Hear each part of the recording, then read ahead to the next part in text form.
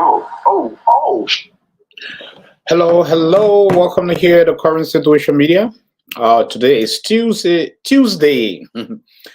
December 5th, and welcome here to Diaspora Liberian political discussion. We have a lot of interesting discussion tonight with some of our panelists. So please feel free to join us tonight and let's share this live segment here as we will dive into this discussion. Yeah, today is national politics. How you and your family doing? Hope you are doing all well and hope you are doing fine. It's the holiday season. Happy holiday season and Merry Christmas. So the holiday season, now everyone gearing up for the holiday. Hope you and your family are doing okay. Welcome to Current Situation Media. So today we will be discussing politics. Share this live segment here. We're going to be on for 2 hours tonight. Usually we are up on Tuesday at 7 p.m., Thursday 7 p.m., and Sunday 9 p.m. for political discussion. How's your evening going? All right, so we're going to go ahead and pull up the flyer here, and I'll just read what we're going to be discussing tonight. So tonight, very interesting topics. So join the discussion and let us know where you are watching from. Join the discussion. Also, we have number you can call if you want to call in. Yeah, if you don't want to come on the live stream, if you want to call in, you can also call in. So let's see what we're going to be discussing tonight here, okay? Let's put on the screen here. All right, so this is on the screen right now, as you can see here. All right, so we're going to be discussing, we're going to be speaking with Mr. Octavious Gilman. So Mr. Octavious Gilman is a real estate investor in the diaspora. He wants to offer 100,000. He wants to offer 100,000 to the UP government or the UP leadership-led government here. When they take over, we want to offer them $1,000, $100,000 US dollar, in order to become the city mayor of Monrovia or Montserrat. Is it a bribe? Is he trying to bribe them, or is it a strategy to create jobs, or is it because he's a real estate investment, is he trying to invest? So we will weigh in on that here, and then also, what was the main purpose of President-elect Old Man Joseph Boakai? Old Man Joseph Boakai visit to the USA. Is it a diplomatic or health treatment? And also today, you see, Grand Gedeh Zwedru is inflamed, leading to the death of one of the lawmakers, Madison Gwion. And a lot of people, they are sad, they are affected by his death. What really happened?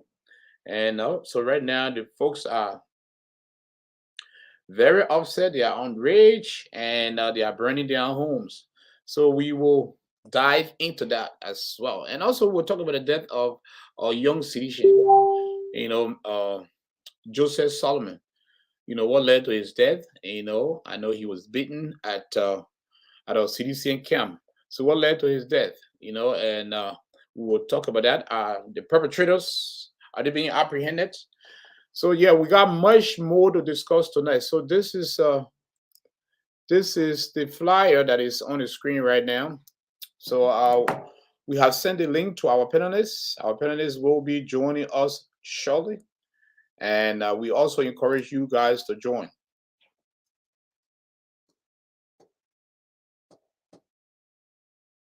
So let's go ahead and share this link here. We're going to play some music in the background as we share this link here. And as we await our panelists to come on here and we discuss tonight is Diaspora Liberian political discussion. We usually discuss on Tuesday, Thursdays, and Sunday. Then on Monday we do promotional interview. Tuesday political discussion. Wednesday ladies' night. So tomorrow will be ladies' night. So hope you and your family are doing okay. And so we'll also make some community announcement. Hope your holiday season and shopping, everything is going good. So you see, that's what we're going to be discussing tonight. So want to make sure that you share this link. Share this link to all your friends in all major chat rooms. Tonight is going to be very interesting. Yeah, we say very interesting here. So we're going to play a little music in the background, and as we share this link here, and go ahead and share this link as well. Share this link in all your major chat rooms, because tonight, we want you to be part of the discussion. Usually our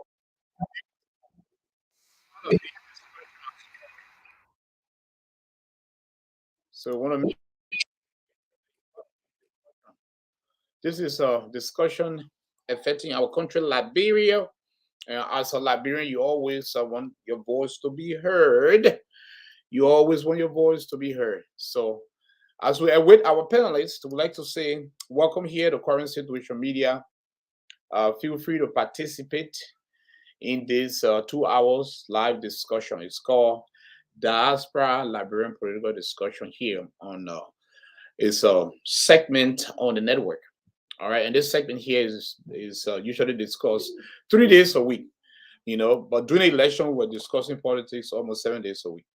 But this segment is discussed 3 days a week, Tuesday, Thursdays, and Sundays. And and also if you have some topics that you think that it is necessary for this to be discussed publicly, let us know. Feel free to give us a call here. Our number is strolling at the bottom of the screen, 515-326-1905. So, ladies and gentlemen, go ahead and share this live here and join the discussion. So, let me go ahead again once more and put the discussion topic here. So, this is what, as you can see on the screen here, that's what we're going to be discussing tonight. This is what we're going to be discussing. And make sure that you be part of the discussion, because there's a lot of stuff going on right now. And so let's go ahead and go through our discussion topic here, so that way you guys can pretty much get an idea of what we're going to be discussing. So Diaspora real estate investor Octavious Gilman wants to offer. He wants to offer UP leadership government 100,000. Let me go ahead and edit this here and put the 100,000 there. I want to make sure that our caption is right. So let me go ahead and do a little edit here. 100,000. You want to offer UP led government 100,000 US.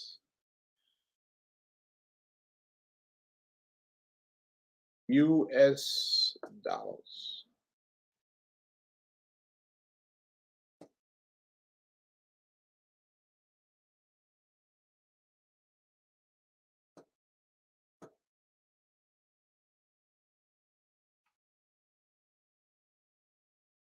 Share this live here. Tonight's discussion is going to be very important, folks. Very important here. And we'll encourage you to join the discussion. So Diaspora real estate investor Octavious wants to offer 100,000 here is yeah.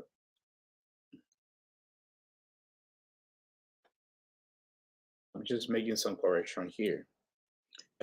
So 100,000 US dollars to UP leadership, UP led government for mayor position in order to create 60,000 jobs within 6 years. Is this a bribery, or is it a strategy to create job, or what?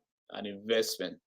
So he will come on here to opine, and he will come here to defend his statement here. If you have additional questions to ask the man, feel free to ask him. So I want the discussion here to be very professional and civil. All right. And it's a very, very important discussion tonight. So go ahead and share this link here. We are still awaiting our panelists to come on. Happy Tuesday. Happy Tuesday, ladies and gentlemen.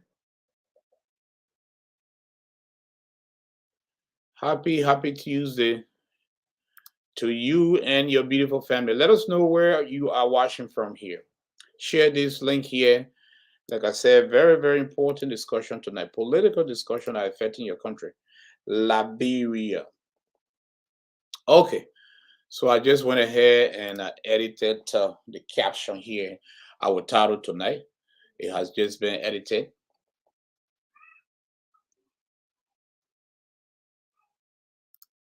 Okay, so we just edited the caption tonight here, and so we're gonna go ahead and read all our discussion topics tonight.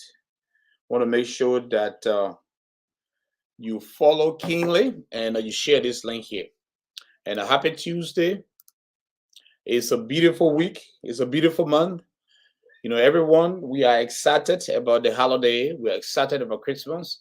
So there's going to be a lot of family gathering, a lot of activities this weekend. So wherever you are, whichever you are, you want to make sure that you join us here, and let's go ahead and discuss issues affecting our country. So I'm going to go ahead here and play some music. We're going to play some music here in the background as we await our panelists to come on here.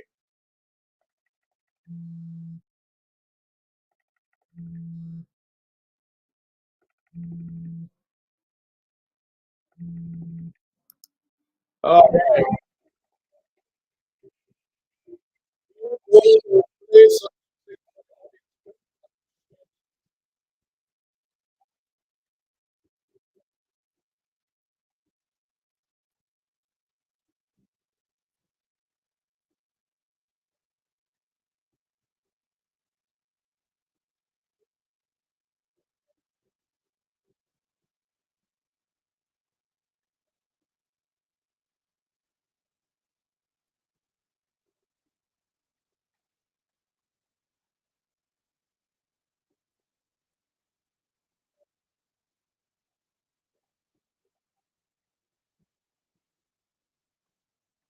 You always bring me joy. When you I feel so tired. So dearest to my heart. You're without your body. Oh, I got my eyes on you. Yo, when I see your face on photo, all of a sudden, I want to call you my wife. Aspiration, you know me that day. Baby, look me small, but then I'm mighty. Then know your dreams into reality. Baby, hold on, just give me time, make I show you. After a nigga no go die. Oh, baby, do me calculate all the money way I get. If you go calculate, when I miss one point, you go recoordinate. See from my face, and anytime you want me up. Oh, baby, do me back money. Then I run and design my thing. All the girls, they like my thing. Only you deserve my thing. Oh. Baby, do me bad man thing.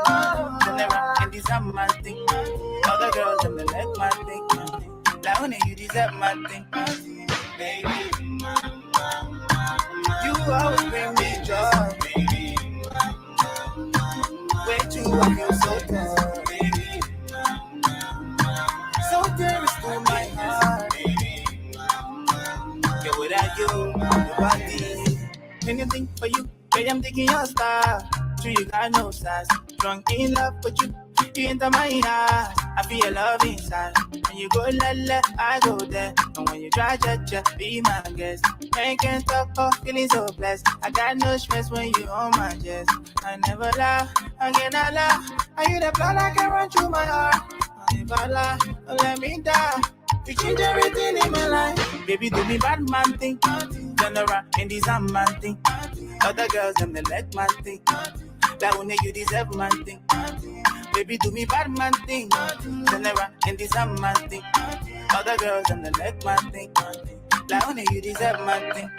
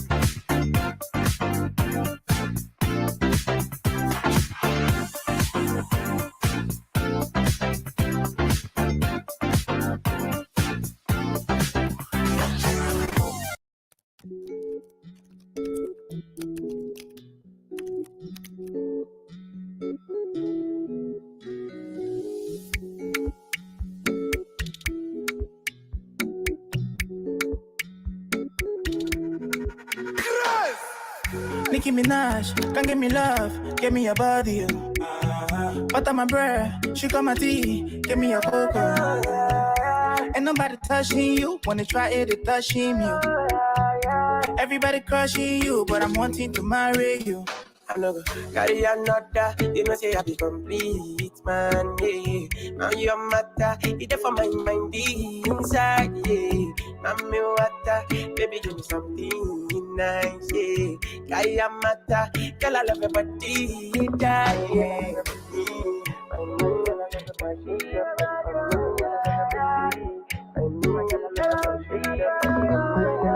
Look at my big baby, they want my so nice and her skin so clean. She call it my love like a sweet sister.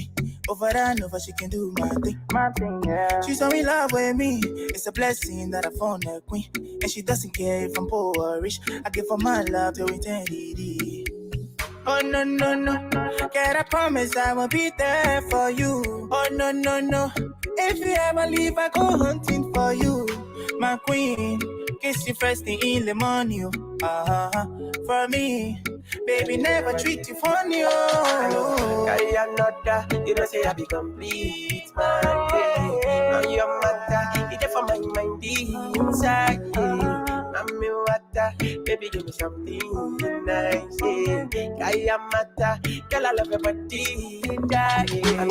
Carry another, you know say I be complete, man. Yeah. Now your matter, it's there for my mind inside. Yeah. Mommy water, baby, give me something nice. Yeah. Carry a matter, girl I love your body. Yeah.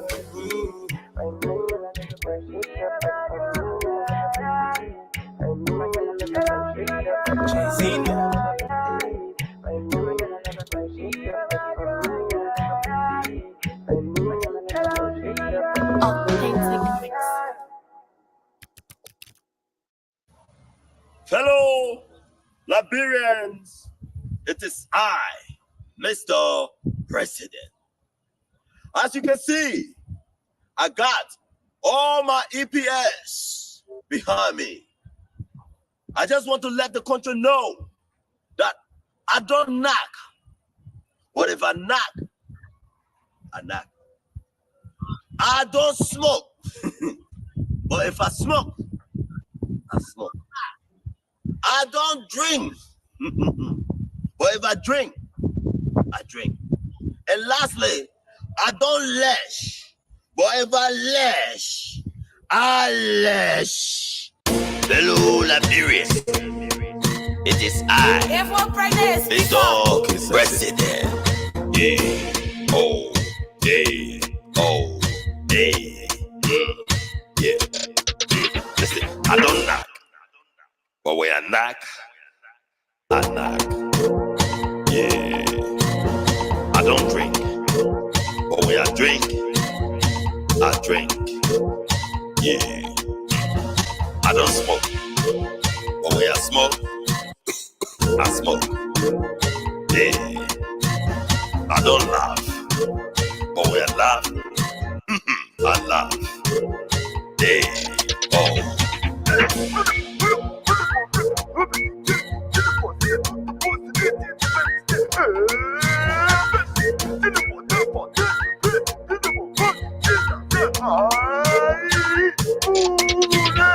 I don't lash. But when I lash, yeah. I don't dress. But when I dress, yeah. don't walk up, but when I walk up, I walk up. Hey, I don't approach you, but when I approach you, I approach you. Hey, oh.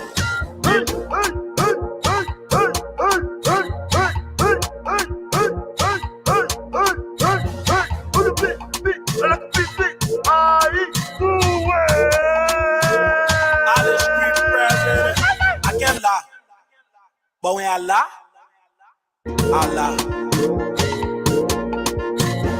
I can't cheat. But when I cheat, I won't cheat. I can't talk. But if I talk, I talk. And I won't pull inside. If I pull inside, then I pull inside. We can only try something, but we can't cheat. Eating the same thing, we can't speak. How about you pay for la petty? No sugar there, but the tea too sweet. Yeah, I let her take him on the back row. Then I just say you on the watch pole. Fine girl, but she left me on the back row. You know money, she can eat me jala kobo.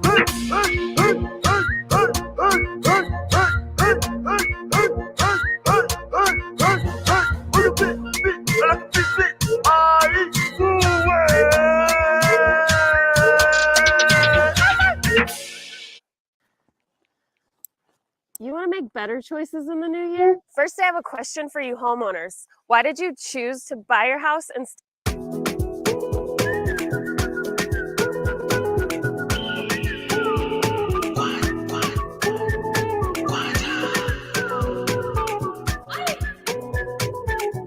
Ayuda boy so kwata banga Mr. Banga. Chakara. Usanuka.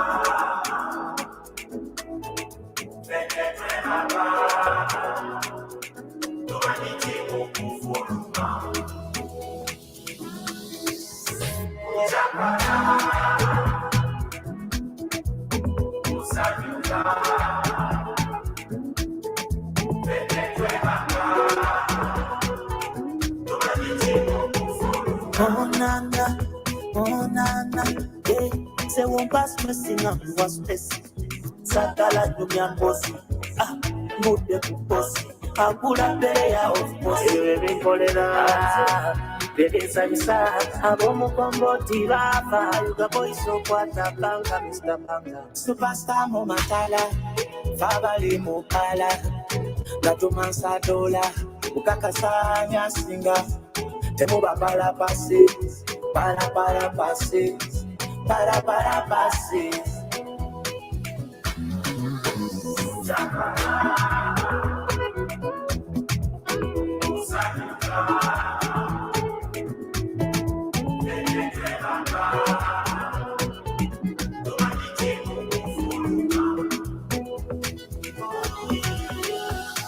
Tugenda kisaganda, tugenda kisaganda.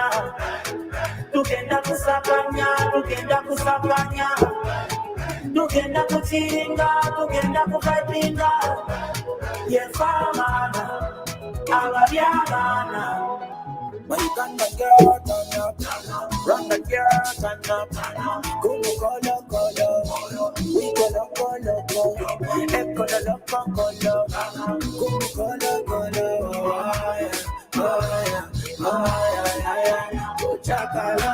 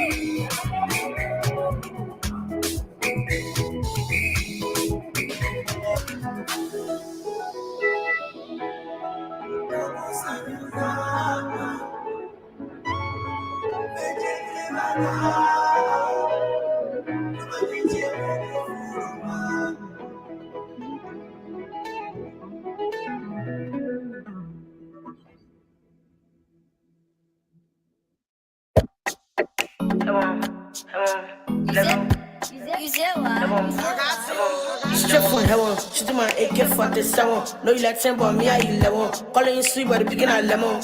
Say the picking at lemon. What can I 10? I picking at 7. Train 2 beacon, put on kino. Gotta stand tall and moon and penal. Me, I'm a runner. Touch room where boys set together. Got my flow, I do with charger. Why do with charger? Got my flow, I do with charger. Red, wet, and blue. Pledge allegiance to you. Let them catch that cruise. I'm in rooting for you. I pull up. They bring sucker, I bring pluck. I'm a sucker for your love. I'm a sucker. Many how many Gaza. Junior bad, junior shatter. If I go bad, then I chatter. They might want to step moving faster. Don't be moe, don't be saka. You draw one left from the teacher. Know you want case, I know you want blade. College I go, bella casa. Straight from heaven, she do my AK-47. Know you like 10, but me, I 11. Calling you sweet, but the picking at lemon. Say the picking at lemon. What can I 10? I picking at 7. Train 2 beacon, put on kino. Gotta stand tall and moon and penal. Me, I'm a runner. Touch room where boys set together. Got my flow, I do with charger. Why do with charger? Got my flow, I do with charger. I know you fake, I know you hit up. Bring some politics and power. God before, God behind. When I get loud, but they can cut up. Now all you can call. Came by like a bullshitter. Back in style, back in the trap. Number 1 in the shit, go look it up. Roller, smoker, uncle. Free on my men ain't sorted. Beat you on rapid. No more sticking stack it. Pray for love, but you still wanna carry it. You know what I'm but you got it. She do my AK-47. No, you like 10, but me, I 11. Calling you sweet, but the picking at lemon. Say the picking at lemon. What can I 10? I picking at 7. Train 2 beacon, put on kino. Gotta stand tall and moon and penal. Me, I'm a runner. Touch room where boys set together. Got my flow, I do with charger. Why do with charger? Got my flow, I do with charger. Level.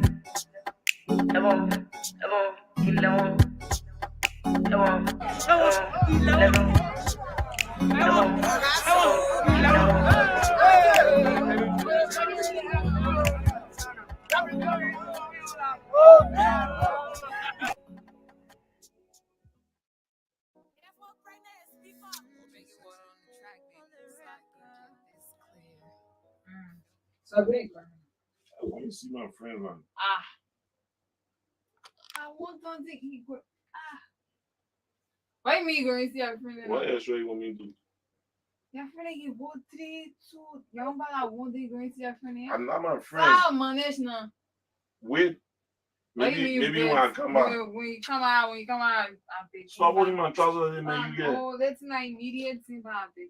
Don't do that. No. But be going so when not going nowhere. A machine. Thank you. Yes. Your friend get told, go get some. Okay, I'll bring some for you. No, I won't. Give my trousers, you get. Oh. I won't. No. I'm ready for that. Let me go. No. And like it. Stop. No. All right, stop me. You hear me? Stop. No, I'm not going nowhere. You said you're not going nowhere. If we're pregnant, speak up. Make it water on the track, baby, so I can get this clear. Feel me? Cause I said one day you will wake up, you will not see me to eat me again. I said one day you will wake up, you will not see me to eat me again. Just be bluffing. The tea right in front of you, just be bluffing. You will not see me one day, Just be bluffing. Let me ride, just be bluffing. Hey, you do fun. I said one day you will wake up, you will not see my face. You will be confused, like judgment day. You won't raise your chicken different. You spend your mouth, you made me try. They will ride in your car. We arrive in your yard. Nana hakayati shata. Shata, nothing hip Shata, now won't touch my time.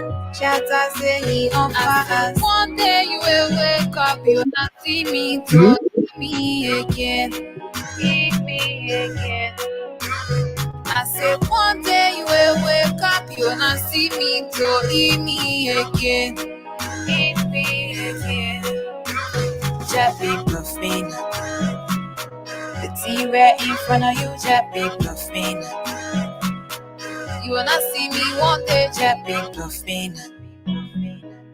Let me wear ya, just be bluffing. And you do fun, I said, Mom, baby. You know I'm not cheating, but you won't touch the team. I said, Mom, baby. You know I'm not cheating, but you won't touch the team. Just be bluffing.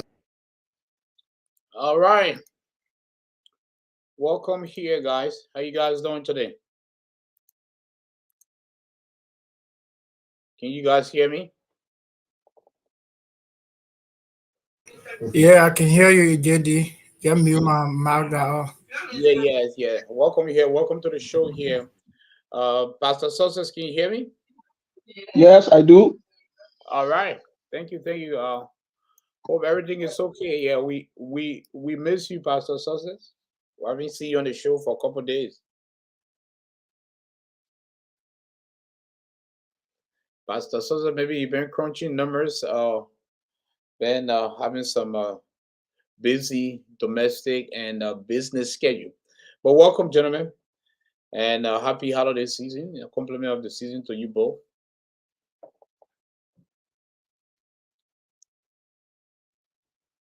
Pastor Sosa, are you there? Thank you, JD. You're welcome. All right, so ladies and gentlemen, we're going to dive here into today's discussion. Here we have a lot of things to discuss today, and we're just entertaining you guys. That's one of our goals and objective of this network here. We entertain, we interact, and we inform. So today we are here with two of our panelists, Pastor A.B. Success Dennis and Alice Gray. Welcome, gentlemen. Thank you. You're welcome. All right, Alice. I'm hearing a little echo here. Is that from Alice or you, Pastor Success?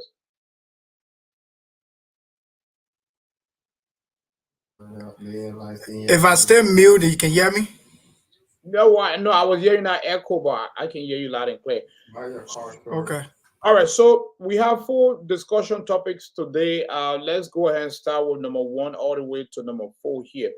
So later on, Octavious will be joining us here. As you all know, Octavious, he's one of our contributors here on the network here.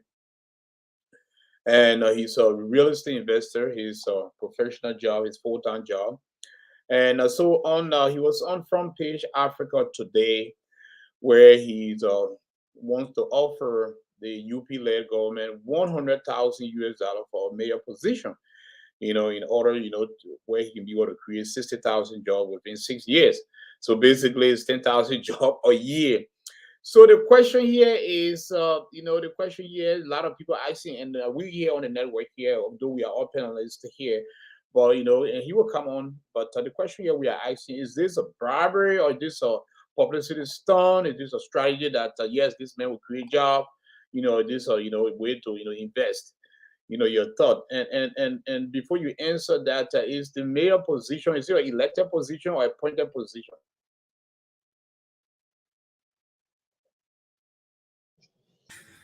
Appointed. Yeah. Who just answered, Pastor Success or Gray? Success. All right, so go ahead. Yeah, so let's start with you. Yeah, the major position for now in our country, they say it is an appointed position, or they say major, they are appointed by the president and confirmed by the Liberal Senate.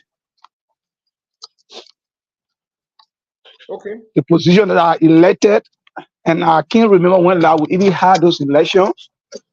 Our chiefs, the town chief, the cabinet chief, the town chief, and you name the rest.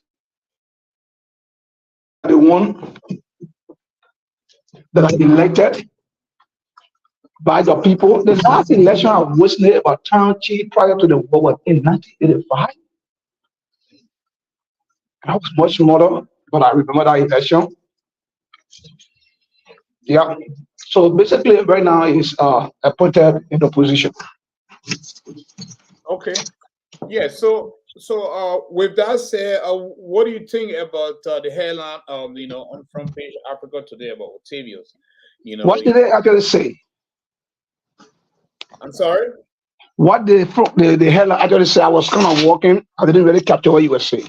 Yeah, it says that let's go ahead here and I just want to quote here directly from the front page. I don't want to paraphrase. It's a short commentary here, so so that way you guys can respond to that until he gets on here. Then we can ask him some direct questions here. So let's see here. So I'm over here now on the site here. Okay, so let's go ahead and read what was on front page Africa. It says investor offers new Liberian government cash for mayor post. So it reads a private real estate investor, Octavious Gilman, has expressed willingness to offer the incoming Liberian government 100,000 United States dollars as a development pancake. Gilman, who resides in the United States of America, reportedly owns and operates several businesses in Liberia. Multiple sources say the private real estate investor is offering the amount with a hope of becoming a mayor of the city of Monrovia. That Octavius has vowed to create about 60,000 new paying jobs for Liberians in the first 6 years of incoming government when given a chance to serve the position. This means that about 10,000 jobs will be created each year. Gilman has agreed to waive the 100,000 to the Liberian government failure on his part to create the 10,000 new jobs each year as the mayor of Monrovia. He also agreed to be dismissed immediately following said failure. Gilman is at the same time calling on Liberians abroad to return home and join hands with the new government to rebuild the country. So he asked President-elect Joe Barker and his team to contact him. So that was the headline, the little story about him here, on front page Africa. I find it a little bit interesting. So my question is, that's what I wanted to know, because I know in the United States, in Iowa, the mayor is elected, and so it's an elected position. But over there, you said it's a appointed position. So with that being said, is he trying to maybe bribe the upcoming government, or just some way of telling them, say, okay, elect me, it's not only about security, but I can create job as a real estate. Now you let me appoint me, I can create job as a real estate investor, So what is your thought based on what you just read or what you just heard? I just read. Well, for me, I think it's not.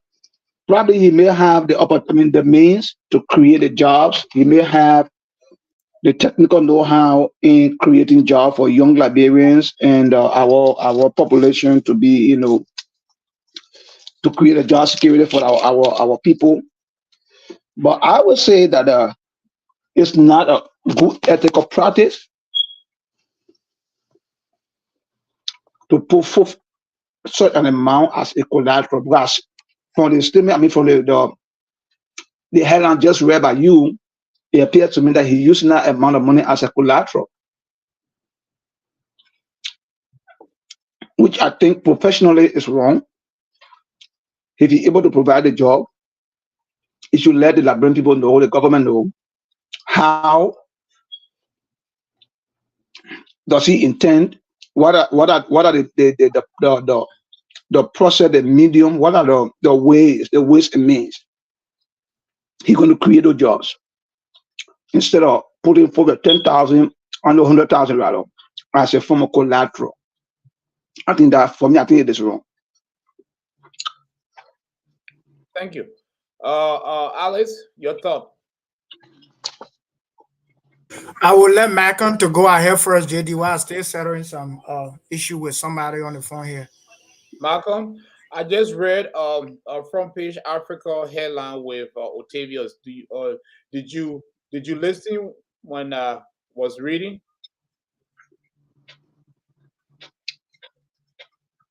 You are not, you are not audible. Can you hear me now? Yes. Yeah, so I came in late. You were almost at the end when you were Okay. relaying that story. Yeah, I'm not gonna read everything again. I just going to summarize it or paraphrase. Yeah. So there was a headline on front page Africa today. Now it's a headline of Octavious Gilman, one of our panelists. He's a real estate investor, and he expressed his willingness to offer the incoming government, the UP government, 100,000 US dollars if they pretty much appoint him as mayor of Monrovia. He's saying that if they appoint him, he will create 10,000 jobs, 60,000 jobs within the period for 6 years. So meaning that he's going to create 10,000 jobs every year until after 6 years. And if he failed to do that, if he failed to do that, the 100,000 that he's offering as collateral, he should forfeit that money if he failed to do that. So if he pretty much be able to create that job, they should give him back his money. So and it also says that he also agreed to dismiss immediately if he failed. So my question here is that a bribery to the upcoming leadership, or you think it's just a strategy to create job because of his experience as a real estate investor? Or what is your thought? It's making headline right now. Yes, for me personally, and sometimes and we got to be very careful the way we speak to these things because people will take it different way. Given is a very young, innovative person. I respect him a lot, but doing such business, I mean, he's a businessman, so the different way when it comes to politics is quite different than when you're doing business deal. So in a business sense, of course, you offer money.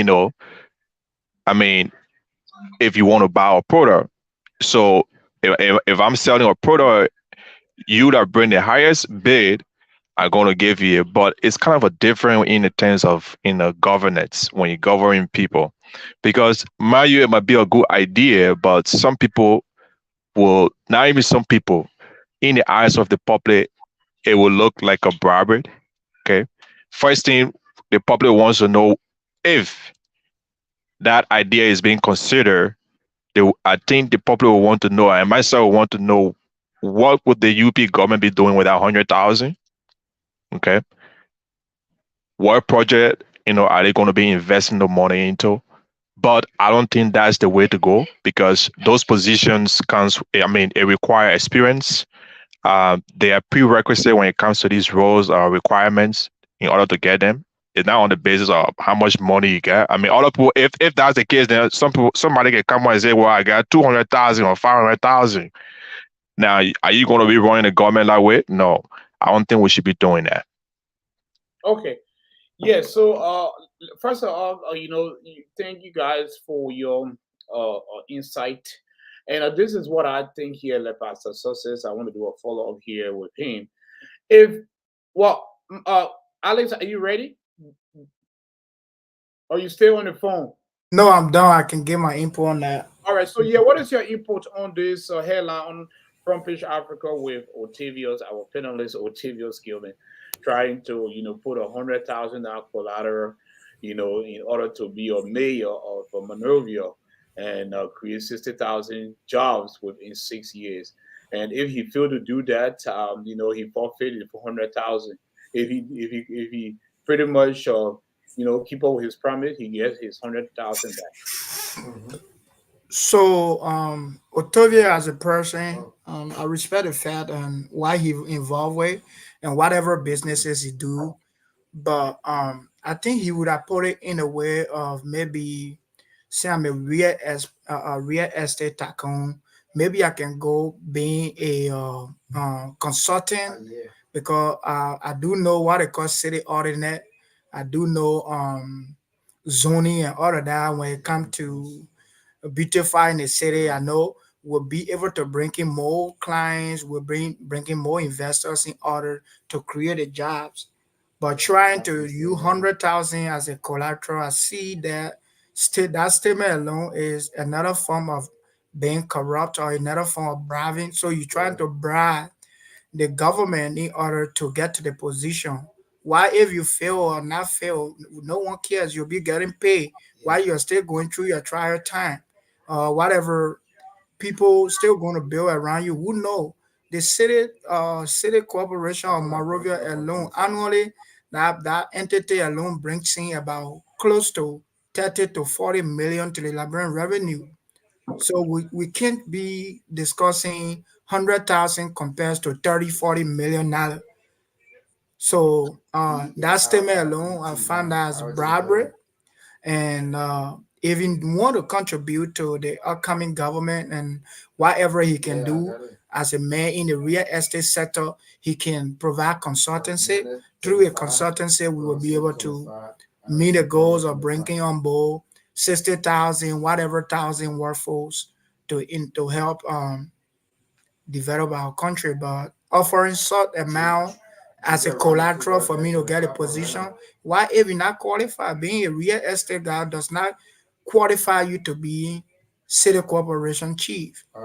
There are a lot of there are a lot of qualification that come with it.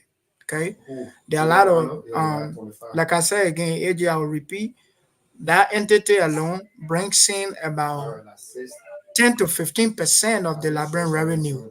So it's not something that worth $100,000.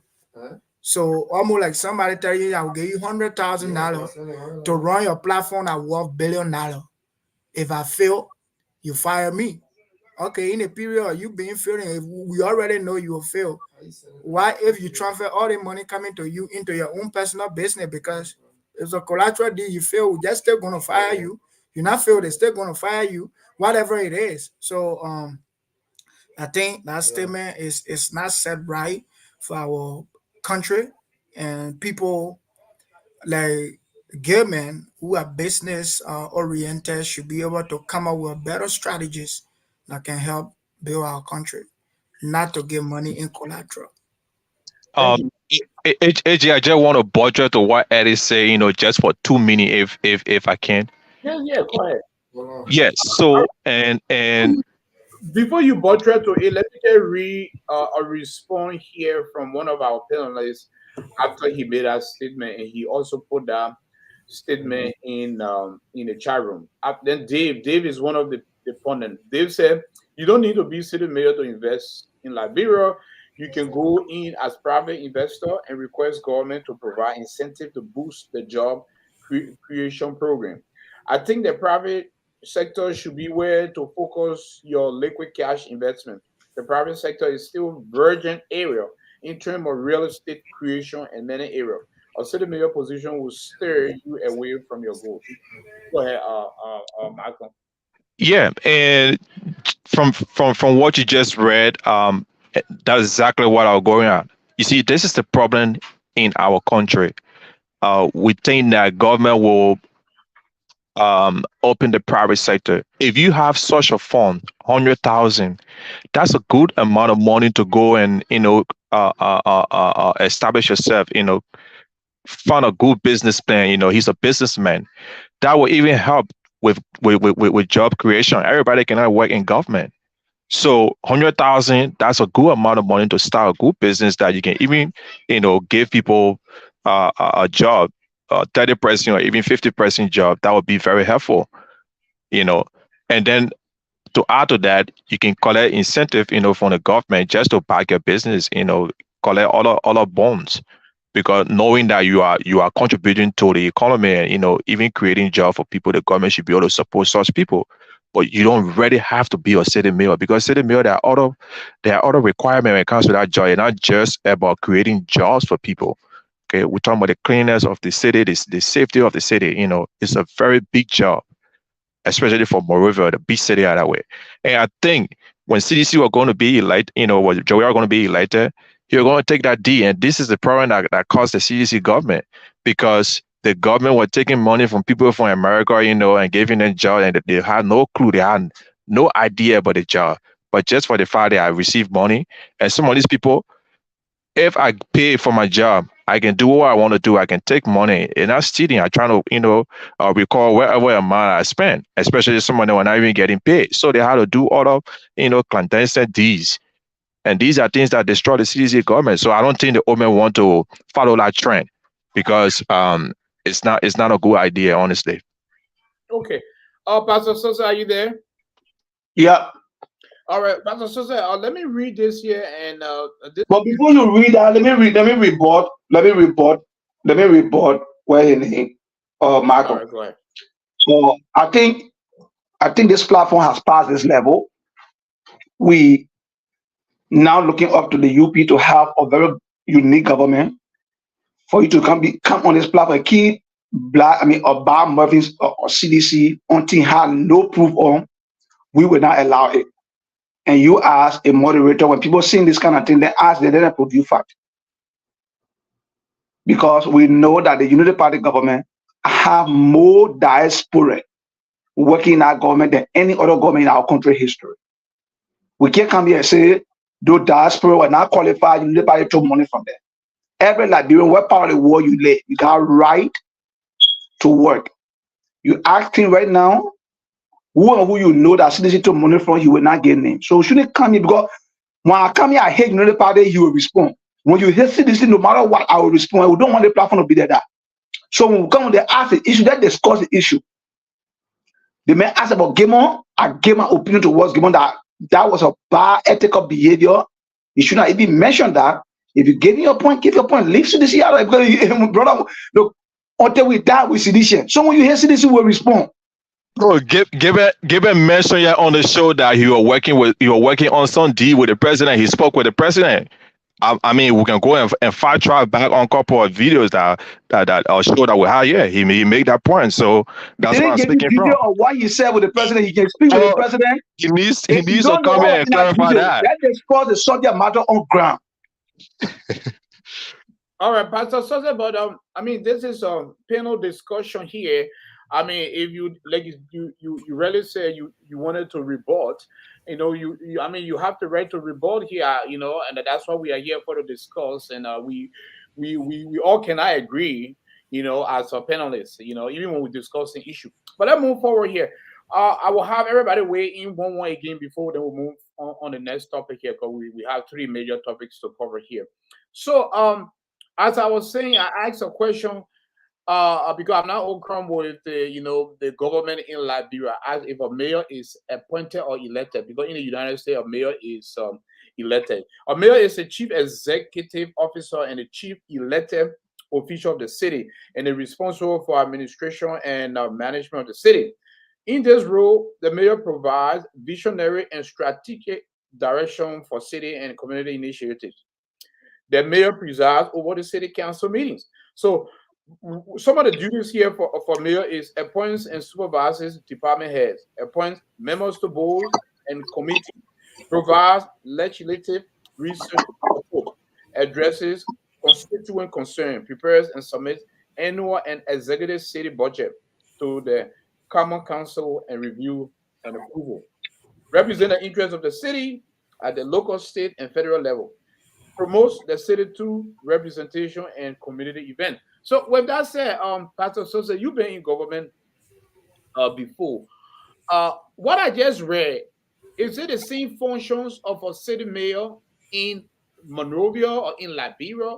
Can you fill us in? What is the function of mayor? The city mayor in Liberia, they preside over the city governance of every city. Yeah. Those cities have community with governors.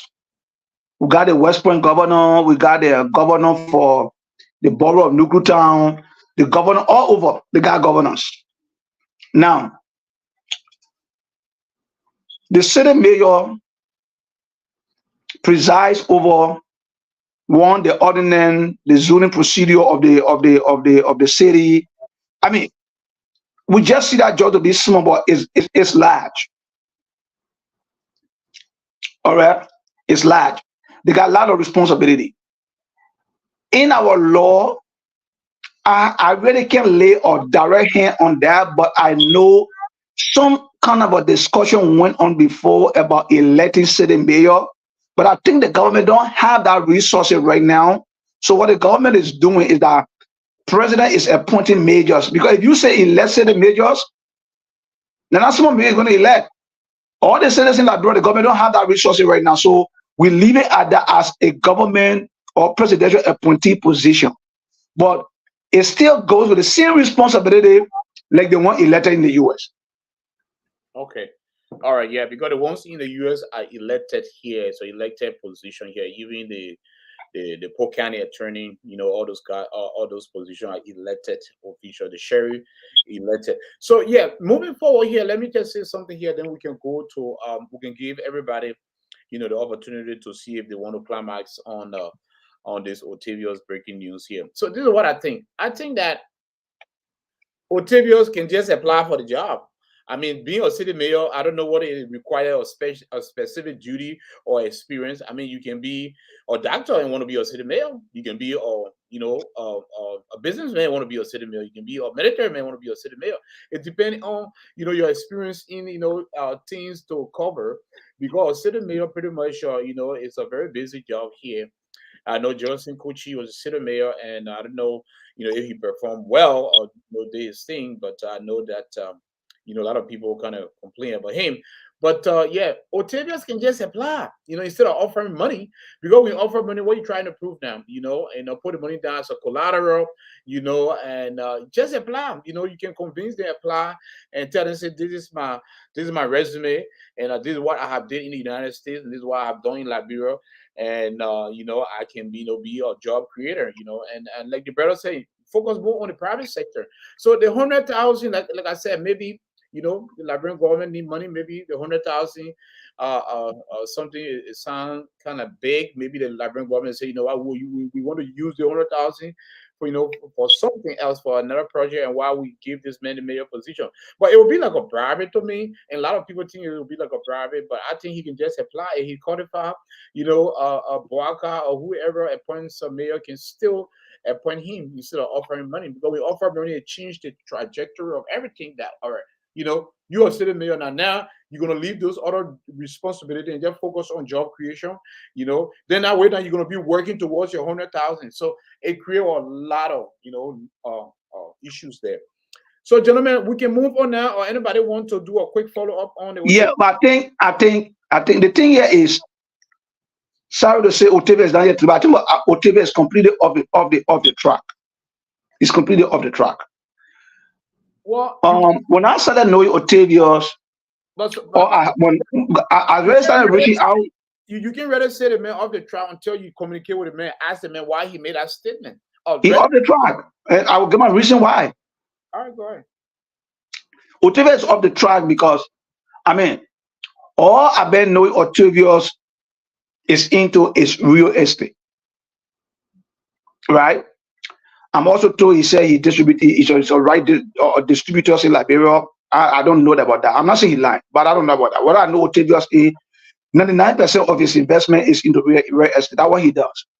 When I opened my black factories in Liberia, and I was looking for customers, Octavious, one of the guys I reached out to, because at that time I saw him buying some concrete mason and sending it to Liberia. So I reached out, hey bro, do you have a contract in Liberia? You want to build people houses? I have this.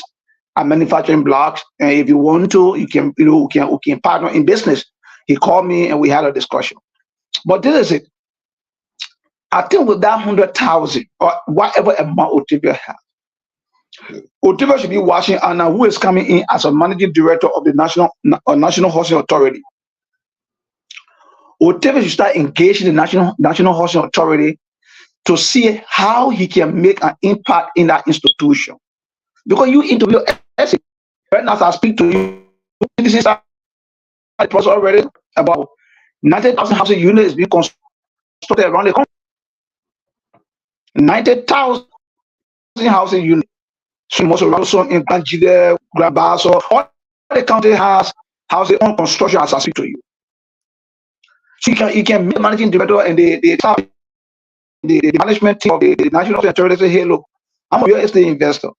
This is what I can do. This is what I You can are do? How can we partner your to make the or make it better? your voice is And then you guys bring your innovations together and see how you can move it forward. But to put a collateral offer as a means of obtaining a job, no one does that.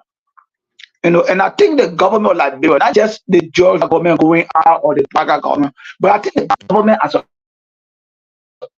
whole, we know set a criteria for certain position. It should not just be presidential appointee. Even if they are not elected position, like mayors, people should be vetted for those positions.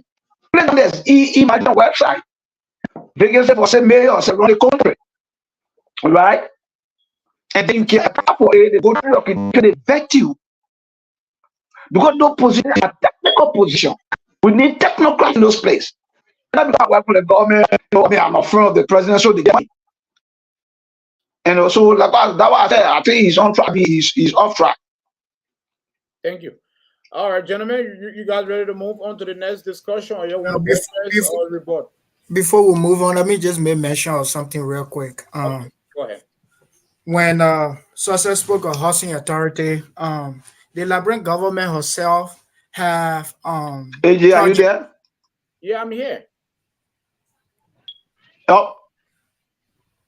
Yeah, we can hear you, Success. Yeah, Pastor Success, you breaking up here, so you want to go out and come back in.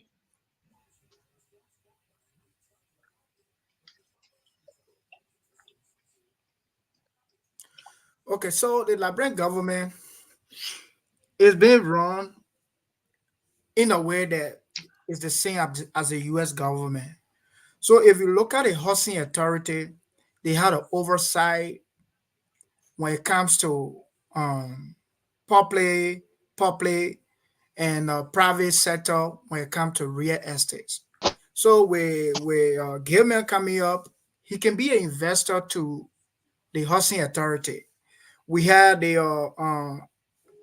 Army construction project are going on, and all the housing unit like a 90,000 or 70,000 unit are being constructed around the country. Some of the projects are ongoing construction where government still trying to find money to put into the project.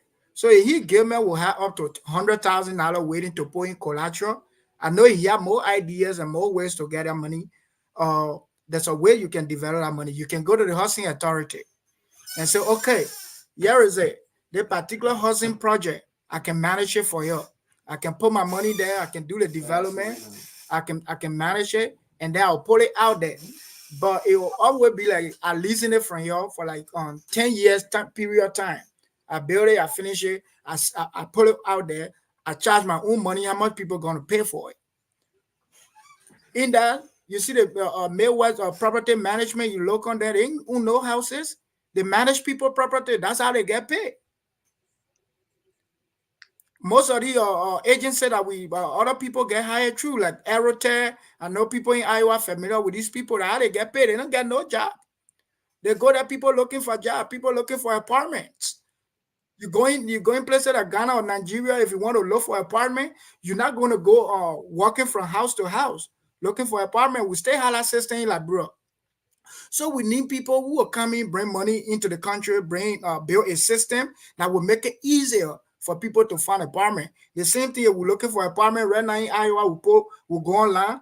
We know all the apartment we can go and search. The one are available for searching, the one are unavailable, we all know. These are systems we're supposed to start encouraging, not just offering government money to take certain position. And moreover, the way our government is being run, city mayor position is not something you can offer money to get. No matter what, it's not a position that you can even apply for. It's a position that the president had to have credibility and trust in you to appoint you there. That's the very first thing.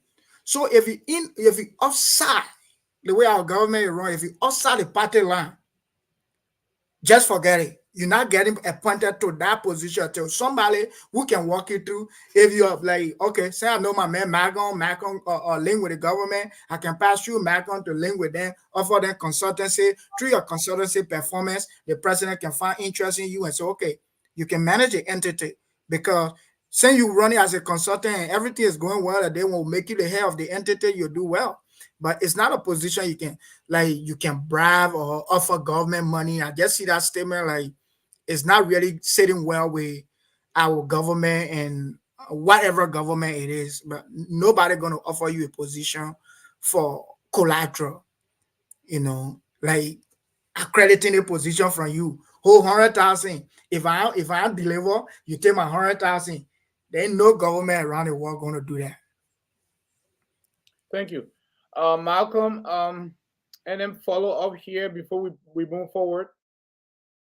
Well, you know, just the idea of providing money, you know, it just spoiled the whole thing. But honestly, Gibeon is a Liberian like every other Liberian, and he has the right to apply for any other positions.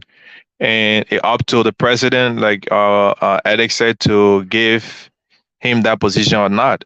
But to say you offer him money, I think it's more kind of a disrespectful to the UP government. I think they should see that as a disrespect because 100,000 is nothing, to say, oh yeah, you want to get a mayor position. Honestly, I mean, that's just my point. Yeah, thank you guys. Thank you very much. Yeah, but let's give Octavius the benefit of the doubt because I know that decision was thoroughly, processed mentally before even giving that interview or that story to Front Page Africa. Because Front Page Africa is internationally, that page is visited on many basis. So I know he had his reason. I spoke to him briefly. He said he was going to be on today to defend his statement and be able to convince the people why he think that's the right thing to do. So, giving the benefit of the doubt here, and let the man, have the opportunity to speak out. So, moving forward here, let's move on here to our next topic here. I know time is far spent here because we came on late. What is the purpose of President-elect JNP visit to the United States? Is it diplomatic or health treatment? Can somebody bring us up to speed? What is the purpose? Let's start with Malcolm. Yeah, I mean, we know that JNB have been visiting the U.S. Numerous times in the past years, and nowadays they say some could be medical, some could be family visit because JNB, we know that his daughter and granddaughter lives in the U.S. and all our relatives.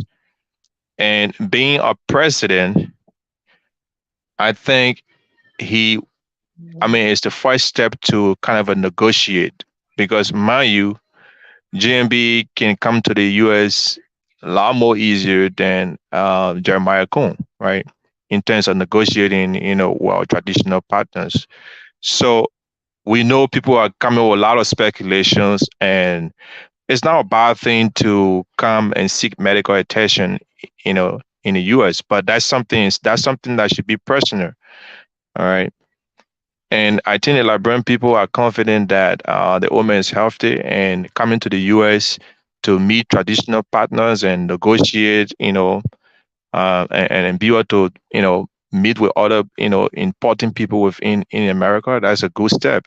But we're going to see exactly what are his visitation. But I mean, the man got his family, over here, so he can come here anytime. He doesn't have sanction on him like other people. So all these things are just speculation. Okay.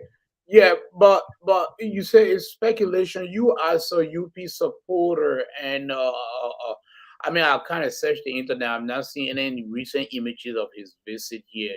Do you have any factual information on, where he arrived, who he spoke to, and then, photo op of he and, some high diplomat in the U.S. or high official?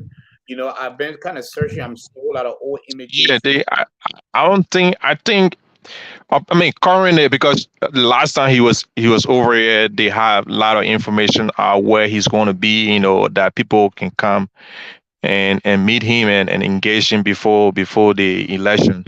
But as you said, we have not seen any of those things. And I'm not a spokesperson of United Party, so we're just waiting to see. But again, the man's here. He always been here to see his family.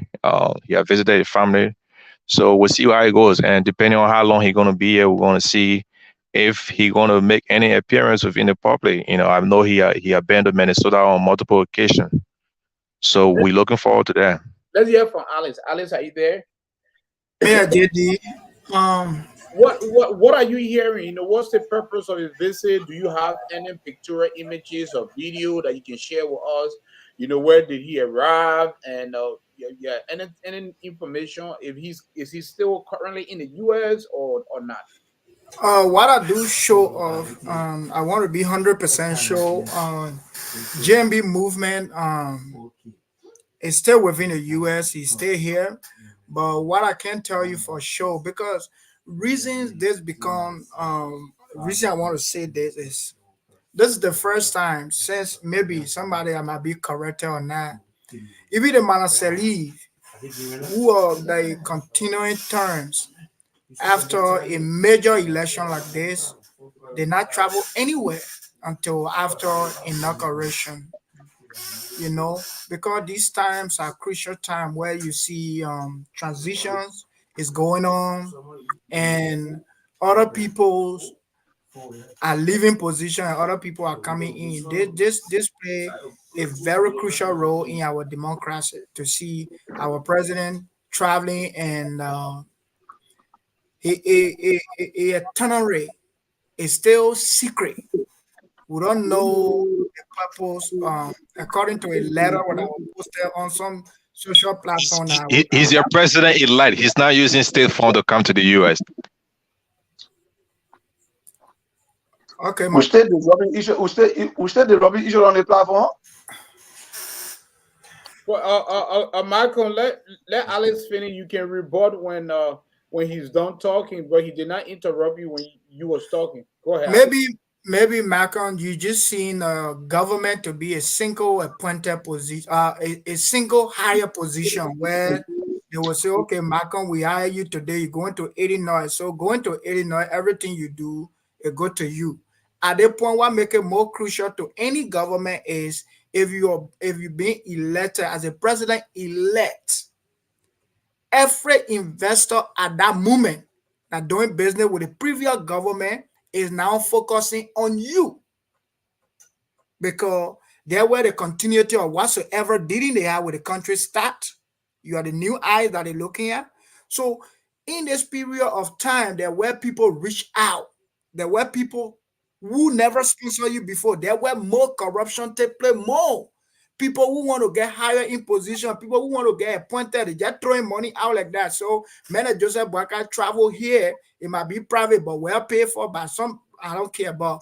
What we need to know as a Liberian is when the president-elect is traveling, after they announce you as a president by the Election Commission, and the outgoing president, give you that security details that need to be following you everywhere you go.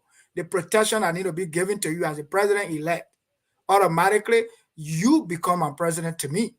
So your itinerary shouldn't be secret when it comes to international travel. Why you coming for? How long you going to be here? How many days you going to stay? States you're going to be visiting? Reason you visiting those states? It's not supposed to be secret. But these are problems we had in the past. During the campaign term, Joseph Boakai coming to America and going back. It always been secret. We understand old age comes with a lot of health problems. It will not be a big deal to be honest enough, as you guys proved to be, to share your president travel details with the masses, to share your president travel detail with the country. Nobody hunting him. Nobody looking for him besides that he president-elect. Coming to another country. He didn't come to the country on a state visit. He never came to America on a state visit. Because if he does, we will see another state kinsmen welcoming him. But he never came to America on a state visit. Let's be fair enough. If he's here for medical reason, he's here for medical reason. Anybody can get sick. Everybody's health is important. Moreover, trying to see the bigger decision ahead that the old men have to make. Trying to take on our country for the next 6 years. The campaign time has passed. So if the president-elect is traveling, we should be able to know a itinerary. That's not a big deal for you guys to produce. But you're hiding the president-elect travel details. What are you here for? State visit? What are you here for? Some medical reason? What are you here to be visiting family? You're hiding the details. You yourself, like, yeah, Malcolm as a Unity Party personnel, you don't even know what JNB are right now. Yeah, and that's why I was kind of wondering, because I did a lot of research to do But this. according to my inner cycle, JNB is somewhere in the East Coast area. Which state? Because is he meeting with, and that's why I asked if this visit is diplomatic, because it was going to be aired, or it was going to be, when you click in Joseph Boakai visit to the United States, recent visit, it should give you recent pictorial images. But I tell you, all on the website, all on the different, in the U.S., the only person that connected with Joseph Boakai campaign team that were able to post picture of Joseph Yoma Boakai arrival in the U.S. is Stanton Waterspoon. But it was Henry Costa too. He used to do that. All right. So it was Stanton Waterspoon. I don't used to follow Henry Costa anyway, so somebody got to share it before I see it. So it was Stanton Waterspoon that I saw following him and taking picture with him. There are a lot of key members of the Unity Party as well, the auxiliary and all of that. Nobody can completely tell why Joseph Yoma Boakai visits to America, but we know. We don't want to say it because if you're truthful in saying things that matter, people say, "Oh, you wishing somebody else's death." No, health issue becomes your problem, and everybody need to face it. When you ill, you especially Joseph Boakai don't live a free life now. Whatever going on with him, the public need to know. He's the president-elect. Okay, maybe Pastor Sussex might tell us if he knows the whereabouts or you have any new information on the president visit, president-elect visit. Pastor Sussex, do you know the whereabouts of Joseph Boakai right now in the U.S.? No. Well, why you're discussing Oman Boakai being in the U.S. travel for what data? The bigger one that happen, you guys are not discussing it. No, but he's the librarian president. I know, right? Because what he need Alice. Lamatan. It's my turn. It's my turn, right? Go ahead. Now, the old man, we have a transitional team in Liberia working with the outgoing government. The old man is the ex-official on that transitional team. George Weah is also, and I think George Weah is the ex-official or the chairman of the transitional team, whatever. The woman travel and leaves Jeremiah Kun in charge. Jeremiah Kun travels and leave Amara Kun in charge. President-elect travel, vice president-elect travel. What the guys? What going on? What's so early, guys? What going around here? So let me go to Amara Kun page and see. And see if we have any update on the. Can you tell the public where Jeremiah Kun traveled to? You don't just say that. I don't have to tell you where he traveled to. We got the information that he traveled. Oh, you see that? The same way you got information that you had numbers to win the elections. Liberia got one international airport. But then provide image now, provide picture. Somebody should be able to take a picture. Liberia got one international airport. Any flight that go in and out of Liberia, Liberia will see it. To that airport, they got UPS, they got CDCIAN, they got people for the ANC. When you leave it, they will know. But technology has made it work so small. They may not know where you're going. I agree, but when you're making such statement, when you come on the platform to make such statement, because the audience, the public are watching you, you should be able to provide proof. When you say CDC, you are not giving any factual information. When you say CDC so job, provide evidence. Did you give any evidence yet? When you say CDC so job, legal evidence issue. We have. I know a couple of them that were denied by the Senate, and I know that he paid for his own job.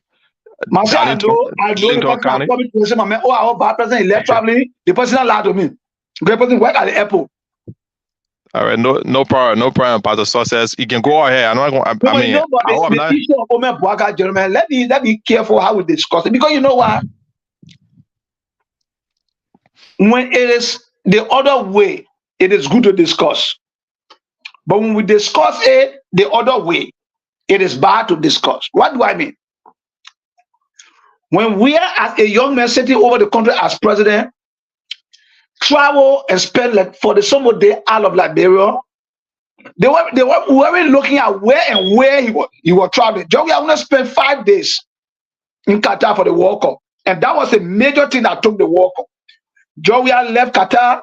He went to Morocco for a conference, another international conference. From there, he went to France for another conference. From France, he came to the U.S. for the U.S. General Assembly before going back to Liberia. This was not discussed, but here is a man who elected to be president for the next 6 years. After his election, on the 8th of, December, they'll be certificating and officially be certificating those who won the election. Here is our president-elect is out of the country, but when we talk it, then it becomes an issue to our brothers. All right? So right now, they will not disclose to you where the Omer is.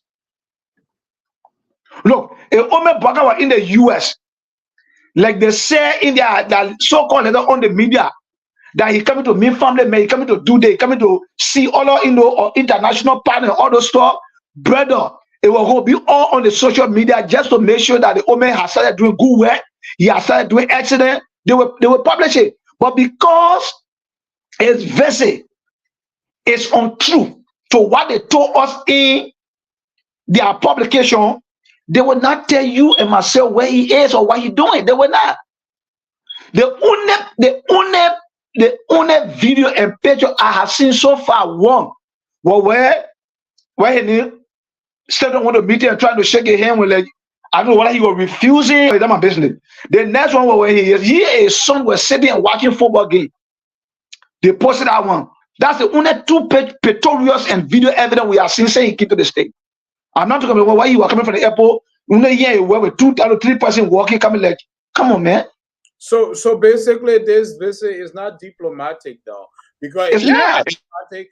It was going to be American media was going to air it.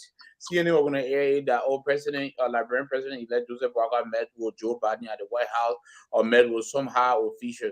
So basically, maybe and let's give the puppy the benefit of the doubt. Maybe it's just a family visit. Maybe he just keeps no. That gets on the straight here. That gets on the straight. So at the current status. Yeah, but let me ask you a question, Pastor Success. So you cannot be president-elect and just come and visit your family overseas because while you got an inauguration coming on, maybe you just want to check base with them. It can't happen. Hey, in the whole world, and not only that, bro, in the whole world, when you are a president-elect, your status change, your interact change, your protocol changes. There are things about that instantly change. All right? And that even include your travel, your itineraries. By right. What Joseph Boaga trip was private, it was official. The Liberian embassy in the United States should have been a part of this trip that the president-elect is traveling. He should have been received. He should have been given the interact. They don't have to know where he went. But they have to know that the president is in the country. They should have a details of where the president is going. Because you know what? They liaise with the state house to provide, a secret service and all those stuff for our president-elect. What is president-elect? He may not be. He might not have been soon in, but right now his status has changed. Let us understand, Joe Boaga doesn't have private life anymore. The only private life he had was here he went. But outside that, everything Joe Boaga does is answerable to the Liberian people. All right. So with that said, Malcolm, you have the opportunity to either oppose or maybe you have the opportunity to buttress, rebut. Go ahead. And when I make my statement, please, I want Pastor Success to mute himself. Like you see, Ellis. I like Ellis. Ellis is very professional. He muted himself. Unprofessional.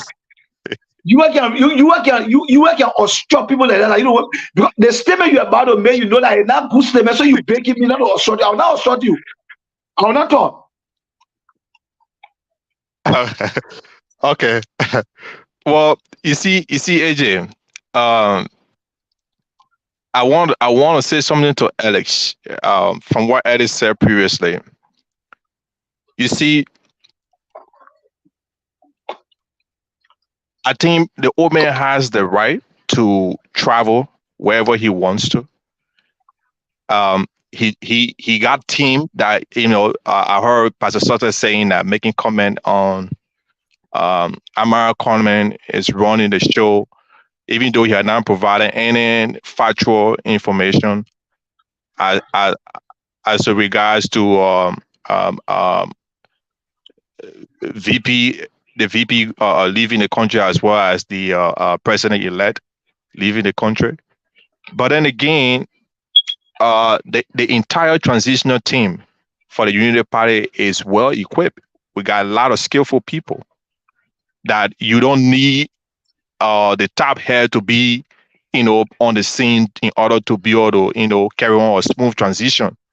So Amara Conner is smart enough, and he has been in government before, so he powered the transitional team. So if it is true that the VP2 are left the country, and Amara Conner is being put in place to run the affair of the transitional, activity or process, I don't think that's an issue. But then again, they focus on the Omen Braga health issue that is being circulated by just CDCIAN, because not the entire country. Look, anybody can get sick.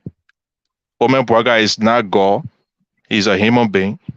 So if he's sick, I think every Liberian should be able to, say, oh yeah, we should support the idea that our president-elect should be able to, go and see medical treatment and be healthy, instead of, people just saying it in a negative way that they are not even hoping for, the best. It's kind of a sad that even when the men move to go Ghana, it's the same thing until there are videos on the internet where the Ghanaian journalist asking, are you here for treatment? And he asked God, do I look sick? We need to concentrate on a lot of things that are affecting this country. Even Omen Braga, we need to concentrate on things that are going to be challenging, things that he's going to face, when he take over.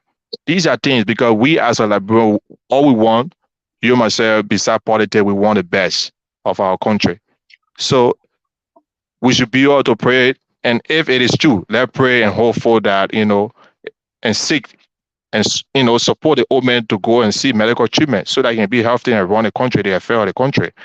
But even if they reach to that point, there are people on this team, and this team was selected by the Liberian people. I think the Liberian people not only trust Omen Braga, but they trust the entire Unity Party team, to be able to deliver this country. So as a Liberian, we should all rally up, and start making all these, allegations. Okay, quickly, Malcolm, before you go, let me just, JD, I can go? Yeah, go ahead. That's what we are here for, to rebut and buttress. So you see, in politics, they're not looking at Ellis grade are associated with Malcolm. They're not looking at success Daniel are associated with JD. Whenever the political party is registered to contest, they're only looking at two persons, whosoever come with it, nobody looking at you. The American you're talking about today, and whosoever that might be in the back supporting the transitional thing, is just a support. We live in an international world. Give me an example of any government that going through transition with the president-elect being out of the country. And it got to a time in life, not everybody will praise and worship you anymore. Especially when you become a state actor. You begin the center for hate and love. The country has 5 million people.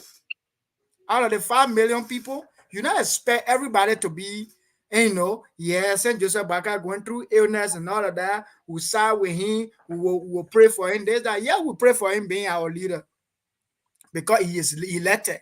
That's why it becomes everybody concerned. When Joseph Boakai was living as an ordinary private citizen, have you ever seen anybody mention a need before 2005? Just by you still have experience as a government official, you work for a government many years, but he was nowhere. His need was nowhere. Bring on one paper apart from that 1980 paper like do fire Boakai because of corruption. I need mention one. Need any paper you can bring or need any news article I ever carry anything good about Joseph Boakai or even mention a need because his need was no longer essential when it comes to anybody because you're not in the spotlight. Now Joseph Boakai has become president. It shouldn't be a secret. I agree everybody go through health issues, but it shouldn't be an issue to tell us. I know the president just comes from running around. Campaign time is a very stressful movement in everybody's life, especially being a very older man. We respect him for the fact going through the process of campaign.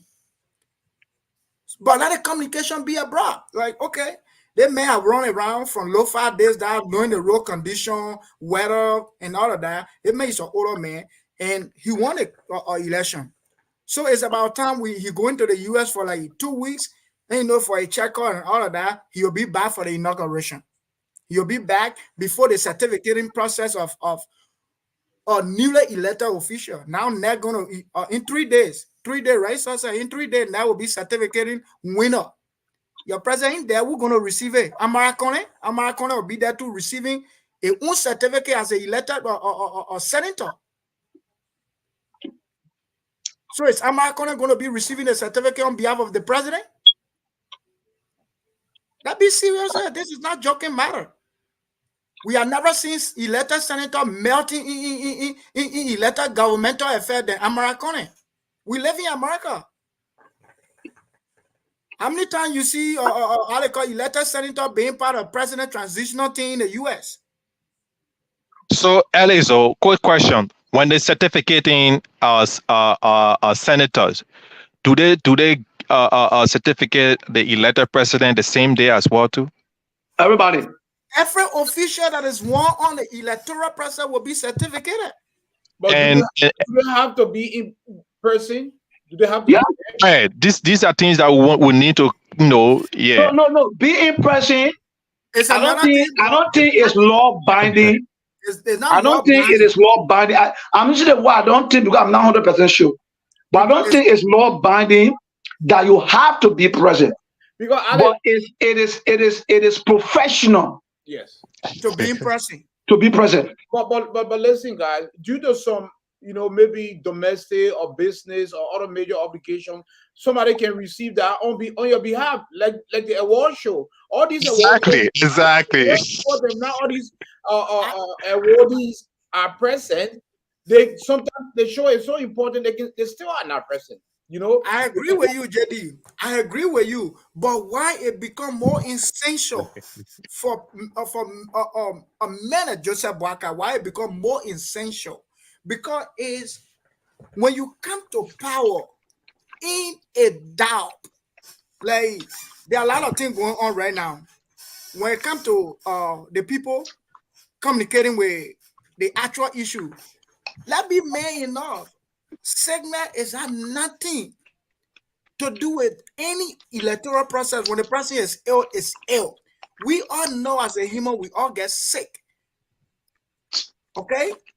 But if you're not communicating those things, and now you begin to tell what our mind is already telling us. Now, you have an extra clip behind the door, and you're just putting up a pay up front so you can use it. Okay? Because you're not communicating what's going on within the cycle. How long Joseph Boakai going to be here? Malcolm can't even tell you how long he's going to be here. He can't even tell you. Not any of us know how long the president going to be here. Knowing the But process. look, if you're going on vacation, do you tell the public how long you're going to be on vacation? I don't have to. Exactly. So what? I don't have to tell the public when I'm going on my personal vacation. But when I'm president-elect, I have to tell them. The people that voted for me, I have to tell them, hey, you told me I'm going to about okay, so one more question, right? And this question is directed to Ellis. Ellis, wait. Okay, ask me a question. Ask me a question. That's fine. When you're going on a vacation, you can't tell your time frame to your wife, your children. You can't. It's family. That is not that. Those are family. Those are my immediate family. Of course, they're going to know. So how can you make sure example? Don't you tell your work? Don't you tell your area of work? Your employer, you don't tell them. Well, I have to because I'm taking time off. So that's protocol. That procedure. That's how it's looking. We appoint. We employ Joseph Boakai. We employ him. So when he's traveling, got to tell where he going. You employ him? CDCIAN employ him? You voted for him? Why yeah, you can help people here. Look, let me ask you one question now. Let me see. Let me come back to my question. I want to ask you because I'm not going to discuss the health issue again. I'm not going to talk about the health issue, but I want to ask you a question. I want to ask you a question. Yeah, why can't I ask? You ask why I can't ask mine. Why? You see, this guy is not diplomatic. No, this is the issue we try to avoid when we're trying to deal with topic specific. Specific topic, these are things we're trying to avoid to say. While we're discussing that, don't doubt to another thing because we might get off focus and start going. Because you don't know why they call it simple majority and you telling me, oh, you voted for Joseph Boakai. That's a topic by itself alone. You can put it accept Omen Brother as your president, like you have accepted Joshua as president. Can we reject it as a president from the dead neck and announce it as we know he's a president-elect? That's what I need to tell me why he's okay, can I ask my question now? Since we're on a health issue, okay? All right, Elizo. Is there a law that states that every elected official of the Republic of Liberia is it mandatory that they disclose the health record to the public? Just because, I mean, this time we just focus on the president. Is there any law that states, as compared to like you declaring your assets and all this stuff, do we have a law that say that, oh, you have to let the public know where you're going in terms of medical and this? Do we have? Is it a mandatory stuff? Let me answer. So I want Edis because Edis says something about no. Let me throw the in. Why is still discussing the women health? I've been in the government setting for years. Okay. No government. Yeah, for the 2-year government experience like your. Yeah, no government, and let be honest and realistic about it here. No government, be a seated government, be an incoming government, will ever disclose the health status of either the president-elect. It's unprofessional. You can't do it. You can't tell person, oh, the man, he got tuber, but he's going to the state to take, treatment. You will do this, you will do that. You will not get the details. That is why even when the president is sick, you don't hear it be announced. People discuss it because it's a leak information. Like for example, you will hear the president is traveling to the United States, right?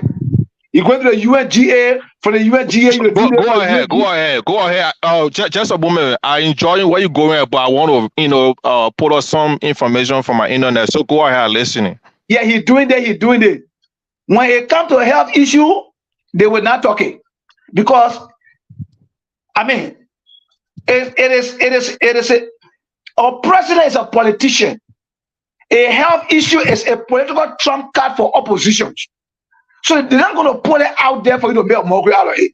But with that, when people know they were talking about what we do here today, because some people know that he's coming to the state the way, manner, and form, and manner in which he came, knowing the information that have been filtering around the political corridor of our country that he has, or penny surgery is supposed to can't do. People are now discussing that there is 100%, let's say 85 to 90%, possibility of him coming to the state for that surgery. All right. But I don't think United Party in their wisdom will want to announce the women health, started while he coming to the state. Okay. So I want to say something. Okay. Yeah, Michael. Yeah. For us to move on to the next. Yeah.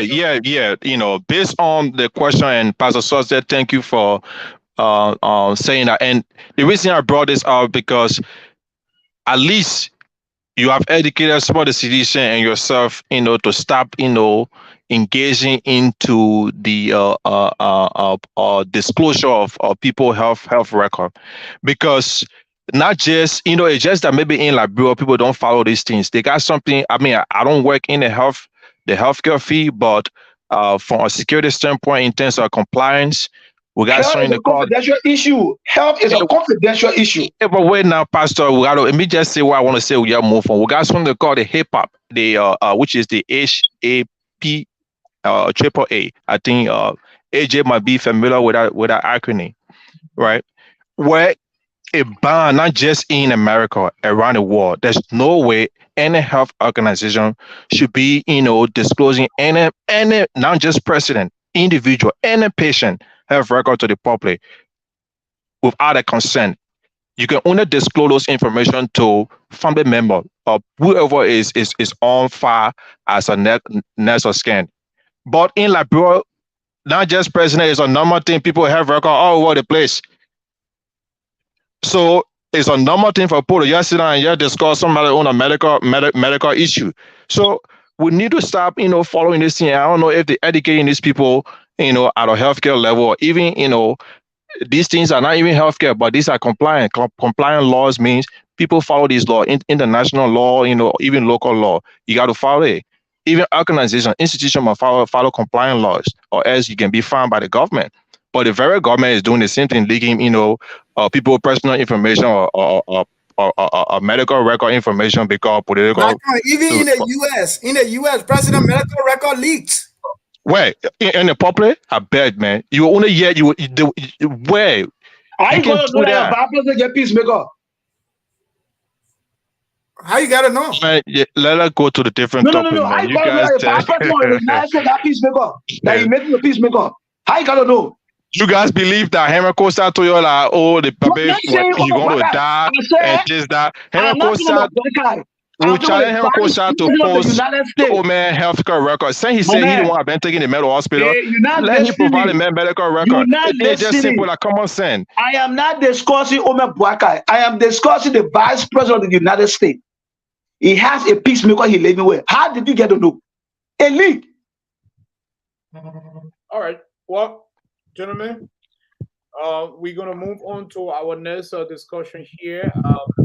Time is far spent here, but we started the show a little late here. But thank you. Good discussion on President-elect. He's our president.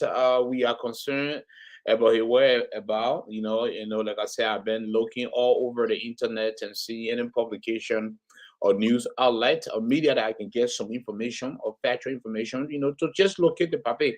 So I know now that he's not here on a diplomatic, purpose, because if he was here on something diplomatic, it was going to be aired by the U.S. media. So maybe he came on family visit, maybe sometimes he want to, even though he's not considered a private man right now, but, something, saying he want to see his family, I guess he want to lay low. So let's move on here. Let's move on here to another important story here, gentlemen. Looking at the list here, let's move on here to some parts of Zwedru is on flame, leading to the death of Grand Gedeh Lawmaker Madison Gwion. And with that said, chaos going on here, and people is thinking that Penna is responsible because they've been robber. So what is going on? Let's start with Alice. Alice here, bring us up to speed here. What led to the death of this lawmaker here? He was re-elected. He lost a lot of people, because right now I was even supposed to cover an event in Des Moines this weekend, but it was canceled because of his death. Grand Gedehs angry right now. The youth, his supporters, they have established a roadblock in some part of Zwedru. The tension is heating up. What say you? Bring us up to date. Oh, let me first of all say to the people of Grand Gedeh, am I very sad? Don't rush it. And the family of Ira Goyon, it's so sad to wake up to such a death news. We stand with the family at this time of their bereavement, and we've been reaching out through community forums and all of that to see what can be our contribution to the family, kids surrounding him, and all of that. And to the Chian district, it's a big blow because they may have suffered enough, and, people loving and he come to power and just lost his life. But what is unfolding in Zwedru is something that I can't imagine. We in the third world still living with that kind of mindset. We urging for development. We grieving for development. We want to see things happening. We cannot keep breaking down things that we don't have already. Regardless, era going on. Just far we still trying to get hold of the full information. Stories that the protesters are acting on is because Zoe Emmanuel Peno, senator of Grand Gedeh County, did not support Ero going on in the election. He supported another opposite candidate that went through went against Ero. But with that being said, even the period of election, Ero was sick, and Ero, from if you look at the picture from the day winning the first election until now, you can tell the man is somebody who somehow might have sickness or something that been eating her in the past time. We gather information that this man was also involved in some bad accident back in Ghana when you were over there. So he been suffering from all of those sickness and all of that during the period of time. But just coming here to just blame somebody for one person death, not by gun, not by any other means, and say, oh yeah, the person maybe African sign, all of that, is something you can determine. And moreover, you cannot add on ESA or because I don't support AJ in the electoral process and AJ died. Sorry to say, it's something that will never happen to you. Or Why something, me? All over that. yeah, something went out of the way, and then you just come out to me, oh yeah, St. Ellis being in opposition to you. I think a hand might be in your death. We got to always give the justice system that we're grieving for. Justice system is one of the delay process. We have people dying every day from shopping mall by guns. We're not blaming people. We're not blaming governmental officials. We're not breaking those malls and public areas down. No, we let it justice to play a part. But we always had the settlement in our culture, in our nature that, oh, whenever we say somebody is linked to something, accused of something, we might just go and start destroying. See the beautiful mansion as you Emmanuel Penwa in Zwedru. The mansion will burn down, break into pieces, and then you have other people burning governmental property. You're burning them down. Why is it carrying you? All right. So because Errol Gwion is gone today, a family grieving, a child may come back and be able to use those same facility, but you're breaking them down. It's not helping our society. Just I would stand with the family. I will never wish death upon any person, but I will also not let people emotion to push them to the point of destroying properties and all of that in order to quest for justice. Because justice, as we all know, it will take time, it will take years, it will take months, and especially when traditional issues involved. I learned that other key family members attached to Emmanuel Peno as far as grandmoms and all of that were brought into public, and then the people start hitting on them before even riot police move in to come to their rescue. So because of one or something that happened, you're not sure all you want to like cause another chaos. That really not necessary for the people of Grand Gedeh. We already not developed. We shouldn't break things down, especially when it comes to somebody die and we're still in the process of investigation. Because this is something that you can't even attack somebody for. Because it's just like somebody say, okay, I noticed that you killed a man saying not support him. All right. Election come with trauma. We are seeing people who become victorious or certain things, their own excitement and celebration leading to injuries. People can be too excited over everything. And this man was sick during the campaign. So say he was sick during the campaign or before the campaign. Why there were no protests for you to know what was going on with him? Why you never tell the street till you wait till the man die? Why the action you taking now when the action was to be taken? Maybe the government would have taken him to a better place, or you would have saved the man's life by telling you, okay, Sunday election thing will be a trauma and all of that. We will want you to wait and pay attention to your own health before coming to this.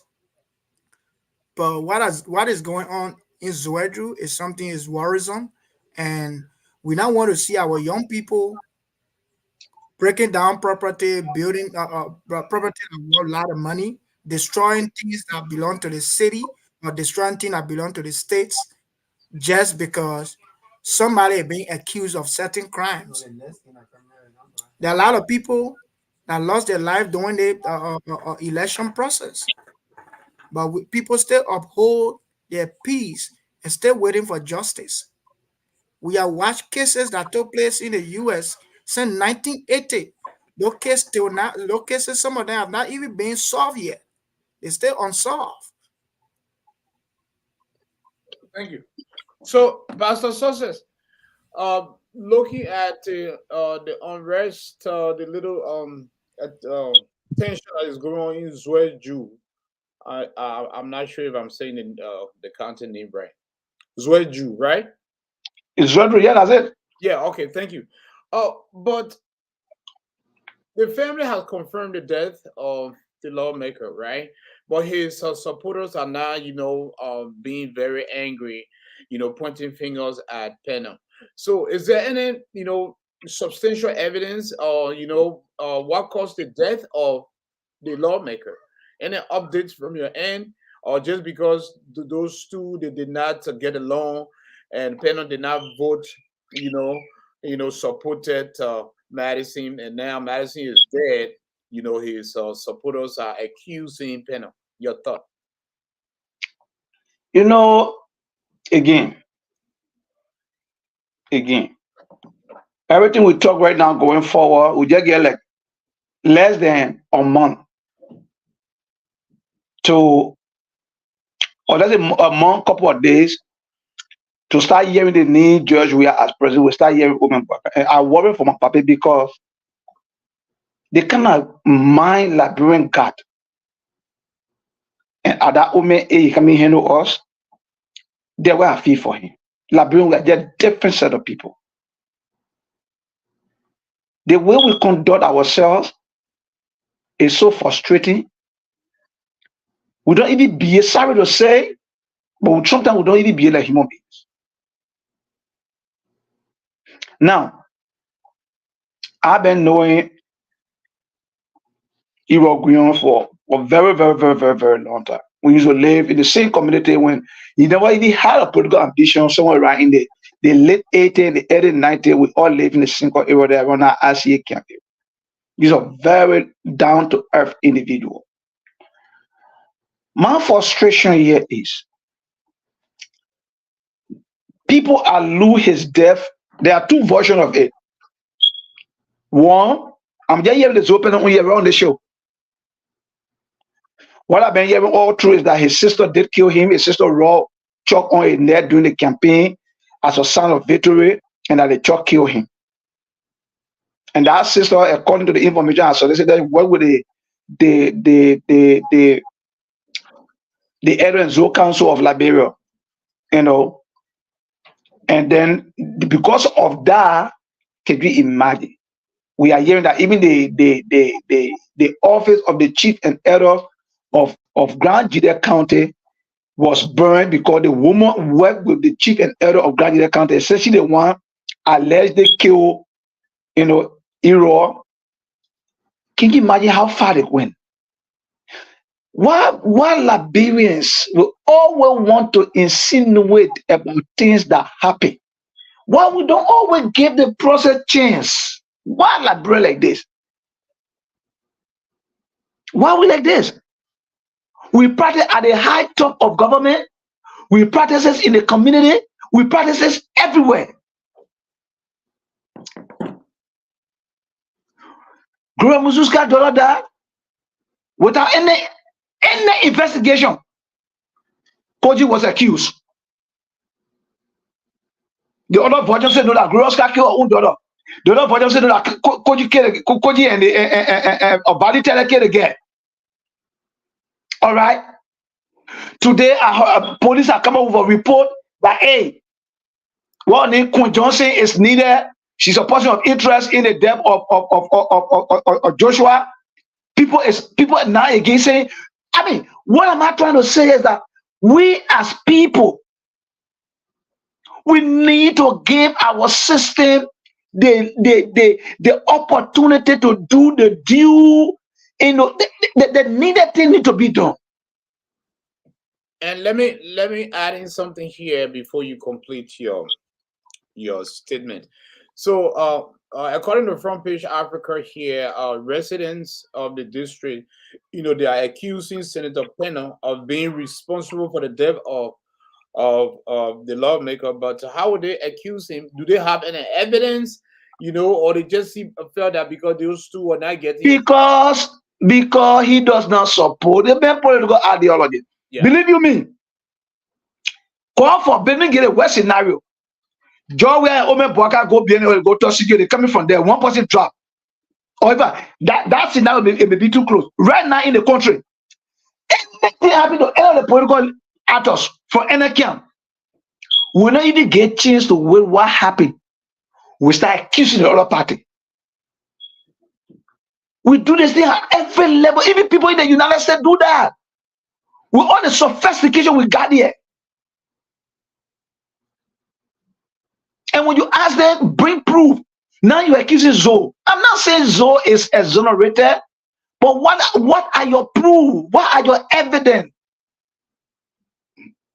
Where are those informing factors that led you to level the accusation against us? Or greater accusation against someone? What are your facts? Okay. Well, let's bring in Malcolm here, and from there, then Augustus here. Malcolm, fired up. Augustus here again. You can come and run away. So, so we're making it last. Malcolm, fired up. Yes. So, AJ, this is just an unfortunate situation. But before I say anything, let me just clarify some stuff here, and let's just address some issue, especially within our community. Liberia as a whole, our society or our community, we quite to speculate. We quite to spread rumors, especially when they are negative, things. They will not, spread positive things about anybody.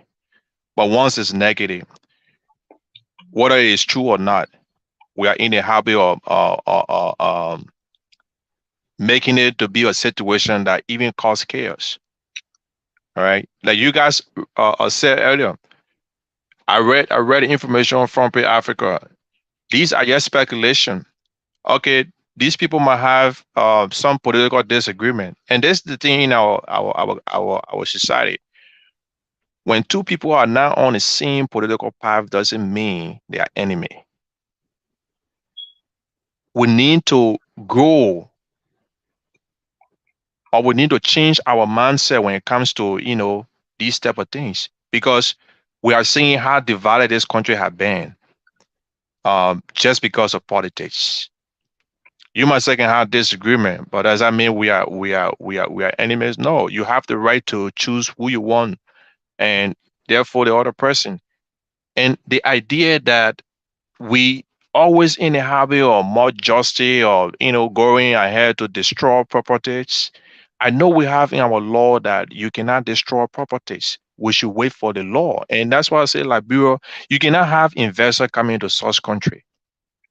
We need to really focus on security when it comes to that country. When we really want to, when we want people, not just foreigner, other Liberians who they might not have millions of data, but nobody want to invest the money into such society where, there is no security on wherever fund they're going to be investing in.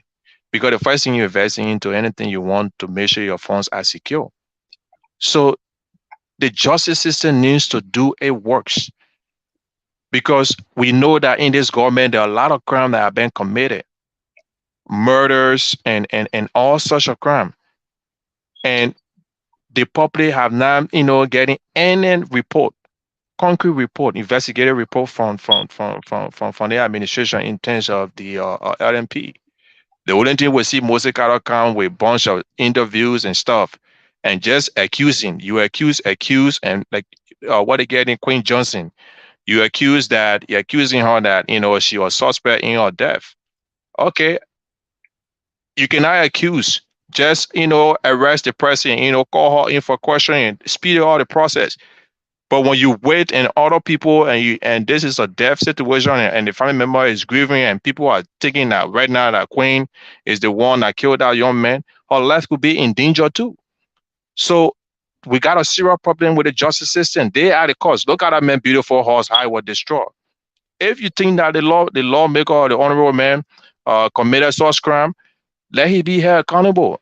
And some of these things too, in as much I don't support violence or destruction of anyone's property, honorable panel should be held responsible too, because he spoke some languages, violent. He preached some of his preaching or some of his saying were very violent. What did he say? What in the past in Grand Gedeh, he had always been there always been any violent issue in Grand Gedeh had always been surrounding the honorable man. And sometimes the people that he got around him, some of those LPC, fighters, those guys, and will say these things and people will lie, but these people shouldn't be around, anything when it gets to do with governance or governing people. These are the problem, because we'll have fighters and Pastor Suster, wait, you can come in and did you see butt naked burning people's stuff or killing someone? No, the man own to wherever he did, and he paying restitution. He doing a lot of great things. Okay, let face the reality that. I just want to remind you too that Zopenu in question was not appointed by government. He was elected by the same Grand Gedehans. Of course, and that's what I'm saying. If he was elected, we know that he had been, I mean, every violent act in Grand Gedeh, he had all been involved. I mean, I'm not the one that's saying it. I'm not in Grand Gedeh, but we all, following on social media, we're seeing a lot of the information. So sometimes, not but being silent, or even if the public call your name into such act, I think, I know as a lawmaker, sometimes, most of them don't go, for hearing, at the LNP, but in closed door, you can go, you can even, just for transparency, make yourself available to the system. But all these things are going on. It is due to the fact that our system have failed. Our justice system needs to be up to standard. That's the only way we see investors. That's the only way people will be safe. Because just because I committed a crime, or you think that I committed a crime, does not give you the right to destroy my property. I can tell people that. That may spend a lot of money on our property, and these property beautify the county. How many good houses you have in Grand Gedeh? So we need to change the mindset of people. There are other way of resolving issues without not being violent or destroying, other people's property. Let the law take a course, and part of it to the law the justice system should start delaying the process of investigation, because when things that they are happening, don't just accuse people, call people for hearing, make effort to investigate, just so to avoid all these things. because I can go pay my house in Liberia, then somebody accuse me that, people burn my house, looking at all the money I spent. And then when you go investigate, it's not the case. So we need to, as a people, we need to do away for no habit, honestly. Thank you. Let's bring in Mr. Augusto Stalu here. Can you hear us? The man go again. I can hear you guys. All right. What is your thought here? We are on the third discussion topic here on our list here. The death of CDC Grand Gedeh Lawmaker Madison Gwion. The family has confirmed his death, and but they don't know what the cause of death. But now the attention in Zwedru. The youth are angry, and they have also burned down the home of Senator Pena. What say you? Your thoughts? Grand Gedehs are, responding to this death in the diaspora. Like I told the panelists, I was even supposed to host a major Grand Gedeh event this weekend to live stream, but it was canceled. Your thoughts? Yes. What I want to say is that in the 21st century, where we have forensic science, we have autopsy, and we still looking at,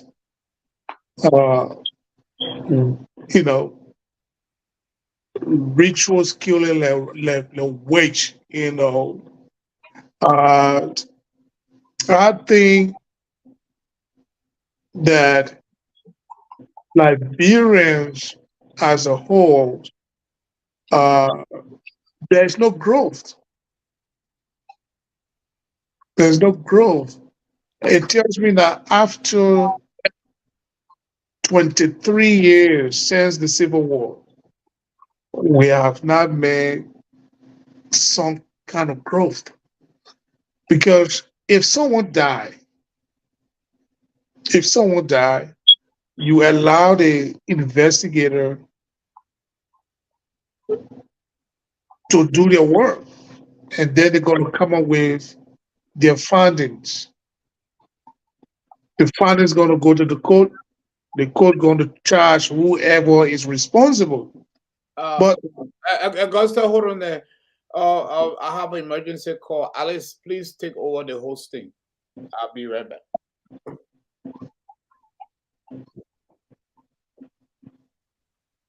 You can go ahead, Mr. Talu. I mean, it is taking over. Wow. You don't take over. You don't host it, leave it alone. So, in this day and age, where you have everything at our disposal, and we're still going after people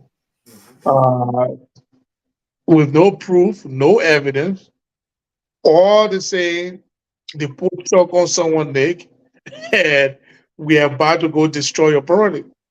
And what Michael said, he make a selling point.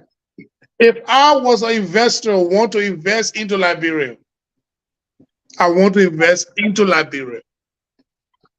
The first thing was, how is my investment going to be secure? Looking at what happened in Ghana, it's a turn off. It's a turn off. Investor would not come and invest their hard-earned money because investor won't return. And the whole country, there's no law and order. Nobody is being held accountable for anything. It's just a jungle justice there. Jungle justice. There's no leadership.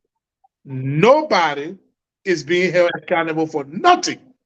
I've seen numerous deaths that have occurred in Liberia, and they have held no one accountable.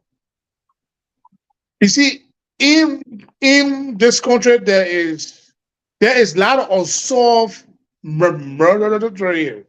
But when there is a murder that is prominent, that is statewide, the investigator will make sure and bring those kind of people to justice because the public already know. But in Liberia, it's not the case. So what I want to tell Grenadians down there is like, you can't destroy someone's property just because you think or you believe the person was involved. The person was involved, you gotta be proof. You don't just go and just break people things. And what my brother said to us, he's correct. Zopito has his name has always been circulating and with violent and ritualistic killing. He has always, it's like anytime someone died in Grand Gedeh, his name always pop up. And as a do they provide proof? Well, my man, I'm just saying what we get down there, the information. I'm not on the ground, but the information will always get there. And a killing that happened in Grand Gedeh, his name's Zopito Neo Papa. The facts. The recent killing, his name, I'm not saying he committed those crimes, but I'm saying his name always pop up. And as a representative, you don't want your name to be coming on a lot of murder cases. Those are all unsolved cases. Even the magistrate. As a senator, he's not a representative anymore. Yeah, the senator, okay. Even the magistrate that lost his life, his name also came out. So I mean, everything, literally everything that comes, or any bad thing that comes out in Grand Gedeh. But all I can tell Grand Gedeh is that when you are favored, what can happen to you? You gotta have proof. You got to. I'm telling you, when you are favored, what can happen? And these kind of things discourage investors from coming to the country. Even a Liberian man who's supposed to go and invest, the man I'm not going to invest in Grand Gedeh because people can break people things down there. All these things, definitely, but that's the truth. It destroys business confidence. It destroys investor confidence. It destroys investor confidence. I got a injection to make, Mr. Talu, if you can allow me. Yeah, come in. The way Macron supporting you like that, it is true. When Macron then got to know that as a country we had to have professional to attract investors, when they got to know that. Oh, we have been saying these things to the CDC government, and they are failed. They are failed to listen. The 7 protests in our country. Yeah, you cry no investor. We are going to know that when we cause instability, we scare investors away. We never burn houses. We have protests, but we never destroy any properties. I come in success. Mr. Talu. Yeah. I think you're a little bit with what Malcolm said, coming in with the justice system. And I was just trying to look at my side of the justice system, giving it time to breathe. The Madison Gwion thing is happening, I think, literally like midnight on yesterday. Early this morning, because it's like 12 a.m. our time, which was like midday to then 7 a.m. Upon hearing the death news, because we got our death news around at 3 or 9 o'clock my time. So we're saying like it happened overnight, like 3 a.m. and all of that. Before that information hit, 7 a.m. to 12 p.m., between that, there were already a protester breaking down and burning down governmental property and not a private property. You think within that time frame, the justice system is being given enough time, taking into consideration something that happened in around 3 a.m. and now 7 a.m. you already on the street trying to break stuff down. You think the justice system are really giving enough time to act? Even if we have sophisticated justice system like the one we get in America, you think it really being given like time frame to act?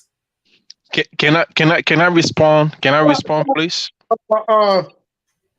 I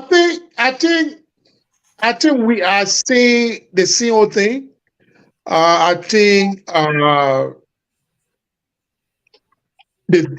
it takes leadership and accountability in that country, because for the past years, not even George Weah time, but Liberia as a whole, it's very hard for us to hold people accountable in that country. It's very hard. So we are suffering, man. We are suffering. We are suffering. It is not just George Weah, but for Ellie, for everybody. We don't hold nobody accountable. This is the reason why the people say we should bring that war crime code. Because if you bring that war crime code, it's going to teach a lot of Liberians. But like all Liberian people know, all the criminals and all the killers, all of them in high places. That's all we know. All the killers, all of them got the position in the country. They have all the money. So what are we teaching the young generation, Liberians, the young generation? All they're going to say, hey, we got to steal and we got to kill. And where we can steal and kill, we're going to be famous. We're going to have the Liberian people are going to reward us with everything that we want. Because a lot of criminals, a lot of killers, they have all the position in Liberia. So the thing goes back, it's systemic. It is systemic. Look, Augusta. Yeah. Liberians are not ready. Let me be on record. And let tonight, you guys can recall me, you guys can keep it as record. The attempt to bring war economic crime code in Liberia, it will begin the major setback of Liberia. Believe you me. I'm not saying it because I'm against it. I'm saying it because the way we conduct ourselves now, in the very first place, Liberians that are crying for war and economic crime code in Liberia, see the way we make decision in our election. See the decision we make in election, yet we cry for economic war crime code. Our action and what we speak don't commensurate. When you put it together, we're not whole.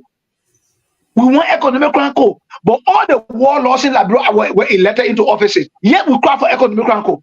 Are we serious?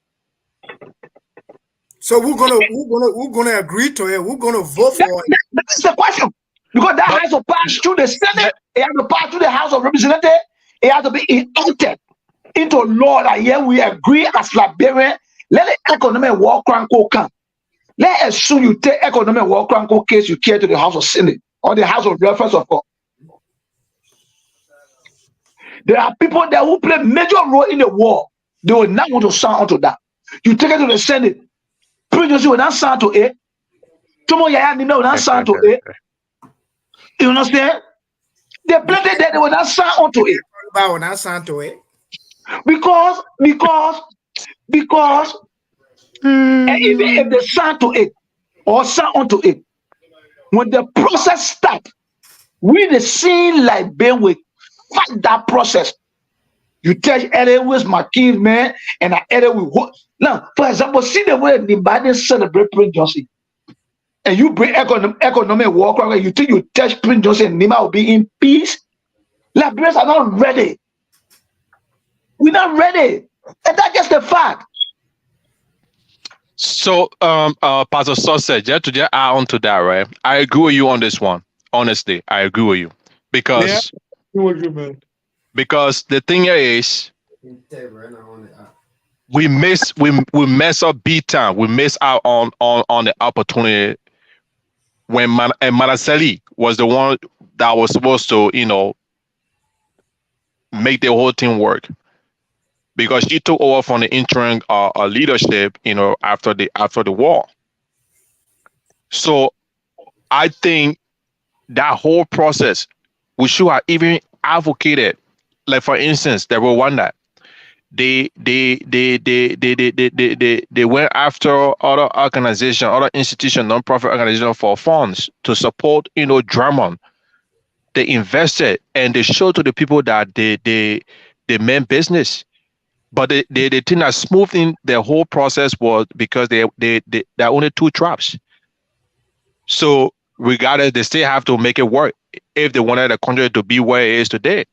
But Liberia, like you said, even if the Senate does not pass this, every Liberian who are calling for this should now vote for these guys. When they come, they are Liberian. They should go and follow the procedure to run for representative or senatorial post. But when we giving a number and they're getting the actual number to go and actually register with NEC, then why are we calling for economic crime code? So you and I want Pastor for real. It's not going to work. Before I turn the show over to JD real quick here, gentlemen, you see, I just want to support my brother down there, Talu. He made some point that really sitting well. In Liberia, the more criminals you are, the more sophisticated you become. The more gangster you become, the more protection you get. So with all of these things going on, in order for us to subscribe to a complete free and fair justice system, it won't be the case. It won't be the case. It will always be difficult. Now, even if you go in the street of Zwedru, there were other people who are there also protecting people to start hitting on Zoe Emmanuel Pennell building, while other people were also doing that. But the people who were for were lesser than the people who were against. So they overpower them. Who want to get killed for something that is not really your battle to fight. So all of these things are going on. We really ourselves as a people, our mind need to be filtered. We need to get some level of sensitization when it comes to the world we're living in and our behavior towards whatever we're doing in our country. A low man in Liberia crying for change, a complete justice, and free of corruption. But the same man failed to go to the passport department on time. Passport that cost $50. He rather bribe the system $150 because he won't get it the same day. But then you are telling the official in power that he corrupt. When you yourself you was to just go through a spoon process that will cost you less money, but you want to pay more because you get the money. So that alone, the private sector, the private sector, the governmental, the public sector, and all of that, they're all like no different. They're all corrupt. So let's just turn the show over to JD. Thank you, guys. Thank you for your JD, can I ask a question? I know. I mean, I just want to clear a doubt here. Yes, go ahead. The budget of the Liberian National Police and the justice system, are they on the same budget or are they separate? Pastor Sosa can answer that. So you mean the police, the justice department, let me put it that way, right? The justice ministry that we call justice department, the justice ministry is a different institution that have its budget, right? You may term it as the justice budget of the country, but all the institutions have their own separate budget. So first of all, we need to know how many institutions under the Ministry of Justice. The Ministry of Justice is an institution that has oversight responsibility over the police, the immigration, the National Fire Service, the Drug Enforcement Agency. Who else again? One other institution, I think they have about 5 or 6. The NSA? No, NSA doesn't report to them. NSA reports to NSA doesn't report to the president. Yeah, report to the office of the president, right? So these people, they have their separate budget. They themselves can go to the Senate to defend their budget when the budget go to the Senate. Because every institution, when, for example, when they send a budget to the Senate, so this is how the budget works. The executive through the Ministry of Finance got a department called the Department of Budget. We used to call it Budget Bureau during this day, right? They will solicit all government institution budget. People were saying their budget. Finance, I call it public, were saying their own, commerce, saying their own, EPA, FDA, National Port Authority, all of them, they will send. Budget Bureau will combine all of those budget, they will send that holistic budget to this house. When it goes to the house, the lower house will discuss it. They send it to the upper house. At that point, every institution, for example, the Senate will draw out a scale. Okay, today we're discussing commerce, defense, and justice ministry budget. They will send for the controller of that institution, the minister or the managing director or whoever responsible for financial issue in that institution, come and defend the budget. In your budget, you say you want cars. In your budget, you say you want uniform. In your budget, you want this. How you intend to do it? You have to defend the budget. If your defense towards your budget is not convenient to the Senate has a right by law to say no. The 50,000 you say we can't give it to you, we'll give you 20,000. And sometimes you know how it works. I'm telling you, I'm on air. Everybody who want to call me say it. Those Senate, they are very corrupt. That's why you don't find anything coming from that Senate. You agree with Yeke Koruba now, right? For once. Yeke don't have to tell me for me to not Senate corrupt. I knew it long ago. How will you put in $50 million budget for a institution like the Ministry of Public Works? And then Senate want you to get in 20% of that $50 million before they agree and pass your budget. And you have to give it up front by brown envelope. That's how they are corrupt in the Senate. That's what they do in the Senate. So they have the whole budgeting go. So that you hear the police receive $50 million for their budget. In actuality, they don't receive $50 million. So should we be questioning our elected official or before they become elected? That is why security, the citizens need to push the government. The 3 branches of government will need to push it. If they come for to shut the government down, let's shut it down. Nobody going to want to. You agree that we have to go back to that constitution and repeat it. That constitution is a mess. The constitution does not even talk about anything that has to do with integrity, moral, or whatever about someone who wants to assume public office. How can someone who want to be representative or senator say you will have 50,000 or maybe 10,000 or 5,000 in United States dollars and be a domicile for 10 years? He qualified to vote. He ain't talking about nothing. Why that person is a criminal? He has to be vetted by the community, all those stuff. That's why you see, my man, Liberia have rewarded more evil doer with national cake than good people. Man said they brought work. Say they will point the mansion she will be into. They will make president. Chadra brought war will declare I want the best president today in our country is to say you want the best president. You know, boy, you're not no boy will make president. That's it. Right? I want to now. No, you so give me chance. Right? You came my mind, you came my power. I'll still vote for you. Yeah, you came my mind, you came my power. I'll still vote for you. As compared to you, no boy, you not no boy, which is more ridiculous. Oh no. right? Everything is the same. I just want you to say it. Don't lead, We you came know, boy. back. We came back. Yeah, let me agree to you. Let me agree to you and say, you know, boy, you don't know, boy. We dey sign the song, we vote for you.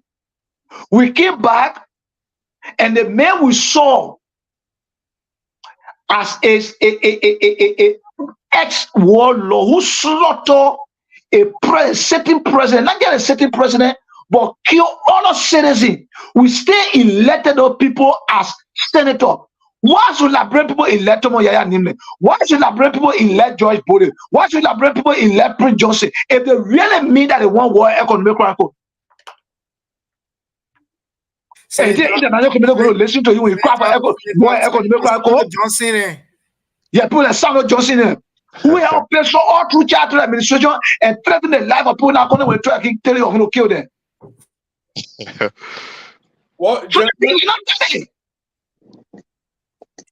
Good point. yes, the man, you said the man was a criminal. If you ever heard in Labrador, B-Ball 1, B-Ball 2, there was a school of scandal of money Benin came. That's stinky Labrador, B-Ball 1, B-Ball 2. B-Ball 1 that was our eldest starter. Who said the man was corruption King Kong. You are recycling the man and bring the man back to the Senate. That the man something will go in front of him for war and economic crackle. He will sound onto it. Are you guys serious? We're not ready as a country. You said it now here, you say, okay, McGill corrupt. Yeah, McGill corrupt. McGill over 1 million. You know, we need to discuss that because the way I see it, I don't think they will be certificated. No, we just saying how people reward certificate. Yeah, my certificate is not an issue. But if we as a country we will have moral, we shouldn't be people by integrity. So what better than oh man, yeah, better over 1 million Riverside County. Yet we talk about accountability and we want to hold people by I mean like brother ready man. We're going to request for those information that you guys have failed to request, you know, from the US, you know. No, let me tell you. Report. We'll come back on the platform or AJ 1 second. We'll come back on the platform. You say, Pastor Sosa said it. Look, the thing is a generational sonic. You look, brother. Any government that make an attempt, you will pull until you go low. You start pulling your own intestine because it will start from your stomach. Somebody got to do it, man. I'm not saying somebody cannot do it, but that person have to have the extra ball that to the point when you see your own son into it, you say, "Why my son that my man they will go?" Because that's what will happen. When you attack the Senate with audit and decide to audit the legislator, Kun is a vice president. What happened when Kun hand is inside? I'm there assuming will Baka have the boss and and say, Mr. Vice President, if your hand in, you have to go? The law is the law. The law is the law in the Western world. Is it the law in Liberia? They say the law is the law. We hoping that somebody will set that precedent. They got to set Michael, that. let me tell you how something plays out. Not like everybody that get it ain't get a boss. All right? But like sometimes in life, they get people in government that are loyalty. Or that even the president in power that is loyalty to. For example, during Manaseli, you know, one of the presidents that she loyal to, Mary Bro. Oh my God, traffic, man. Yeah, Mary Bro. Manaseli wanted tough decision at Mary Bro. And in that, what Pastor Sosa, the example Pastor Sosa setting now, okay, I'm trying to audit government. All right. When it comes to audit, Mr. Talu and Marcella here were once part of organization. That the organization was corrupt. When we all meet and we try to like go through it, when we see it when we were reaching to Mr. Talu, he was clean. And the president trying to have him do things that he, as the president, was doing.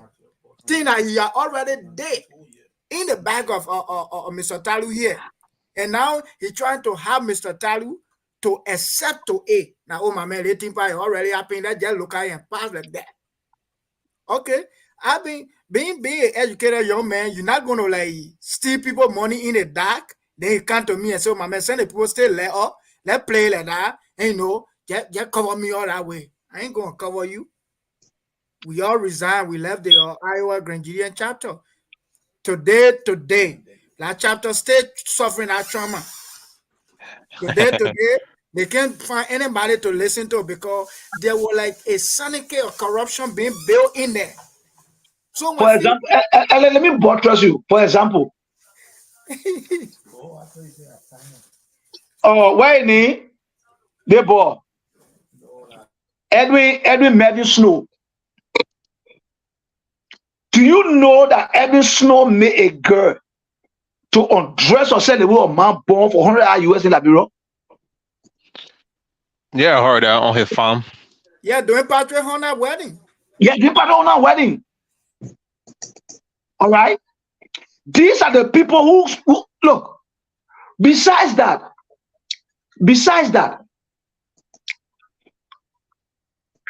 do you know there's a man who was the Minister of State for Presidential Affairs on a minister called Willie Knuckle?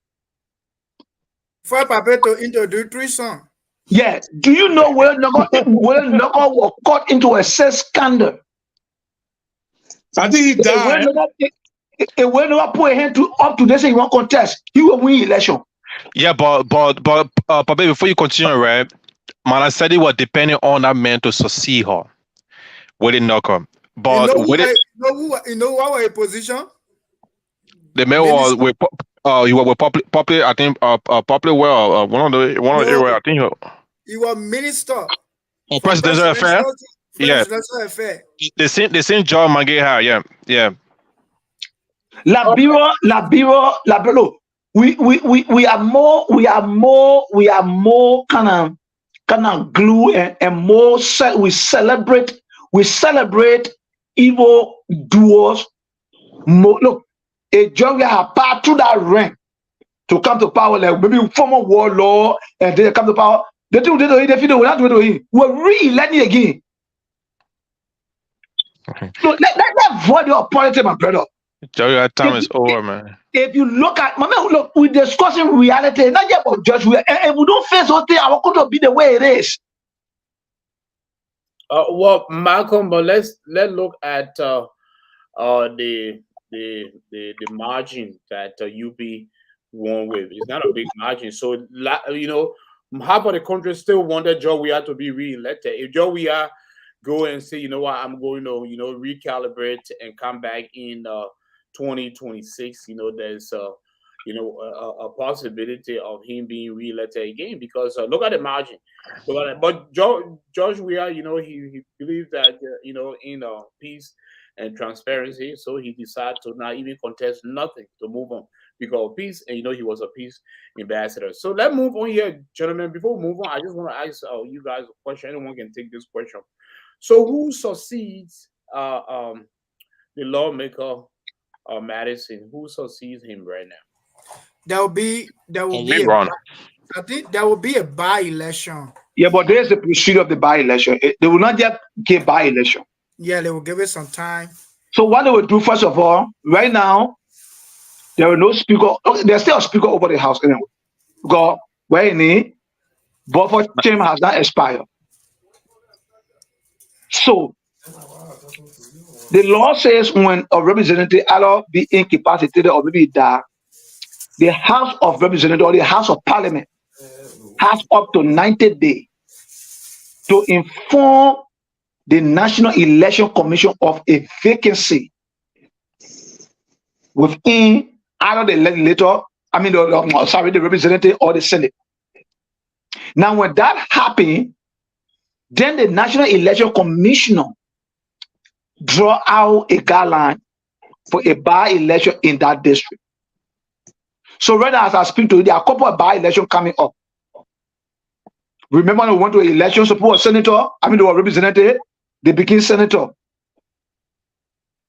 Some people they were senator, they became vice president. No, sir, let me correct you right there. The just ended election is a general election. Akami. But you still have vacancy though? No. You do? No. When there's a by-election. Give me a chance. If you allow me to end, you're going to listen. You're going to hear me. Who replaces Kun? Huh? Who replaces Kun? There will be appointment. There's no appointment election. No. There's no who replaces Kun? They're going to run a by-election. No, There's going to be a by-election No. to replace Kun. There'll be a by-election to replace Gwion. No, that will not be Gwion won before. Okay, so listen, let me walk you through this. This is a general election. Look at let me set the example in Grand Gedeh County. There's a guy from District 3 called Chancellor Gray Ellis Grant. Ellis Grant do contested as a senator in Grand Gedeh. So somebody, because of general election, somebody contested in that district as representative, and that person win. So send a general election, you're not coming back. In a by-election, then there'll always be vacancy. That's what I'm discussing. That's what I'm saying. What I'm saying here is people who were senator and contested for the higher post, and nobody went after to contest for their position. For example, nobody could contest or any composition because a tenure had not expired. Okay. So once he won as a incoming vice president, that post will be vacant. 3 months from now, you will hear a by-election in Nima County. Okay, so it just cool then. It not just cool. I also heard, if I still be corrected, that the man that won the Papa wife, where he Jean Sakawa wife in underground pastor of Riverside dies. That was rumor I heard. If that is a truth, I mean, if that is true, rather, there will be another by-election. So there will be one by-election for senatorial and maybe quote unquote 2 for a representative. Okay. Yeah, because I know it's just supposed to be only a con. Yeah. There could be no by-election if no one have died. Because once automatically someone contesting a post and they win, that's it. Only con they were going to go up because he was a sitting senator when he won as a and that's the scene where the man became senator. Where he name? The ball. Daradino. No, not Daradino. My own man, Sir Joseph. Okay. John Weah was a sitting senator when he contested as president. There were by-election, I understand that. The two of them, they were sitting senator when they contested as president, vice president. So automatically there were 2 by-election, one in Bon, one in Mosorado. So that what brought that paper from Cottington to... Yes. Okay. Daratopa? Yeah, Daratopa. Daratopa won, and then subsequently I don't know what happened to our country. These people become very influential and punctual to the issue, but when they become lawmakers, then they just quiet and silent. No, man. They take the brown envelope. The brown envelope. No, man, when you enter the sanity of government, you will run away. Yeah. Dr. Toba used to be one of the guys I used to really admire, but saying going power now, bro, like you can't even hear him say anything. That is why, to be honest, I don't let Yake the way you abuse, but I'm gonna respect Yake for his consistency. To be in a plane consistent the way you talk. Yeah, you gotta be a man. The message you have to resign from every committee in order to talk the way he talk. And again, if you resign from committee, me, I have to be very. I mean, that's you just have to stand up for something, because when you become representative, you become responsibility, and you that come on your shoulder. You don't have that salary. Look at that maintain you. So they gotta do extraordinary things to get money. And committee is one of the money making thing in our house. Yeah, so when they all convene, they can't talk for the people again. The voices are silent. All right, gentlemen, let's move to the last story for tonight. I'm gonna play a video here. We're gonna react here. Okay, so let's move to the last story. Thank you. So, folks, you see another violent guy. So today, another violence.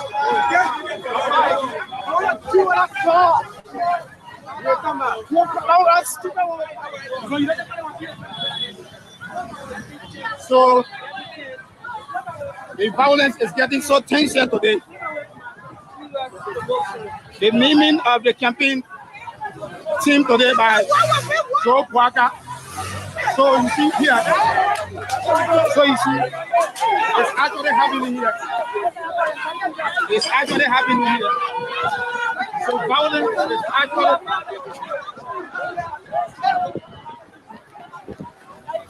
So this is what I'm here right now. So he's on the run.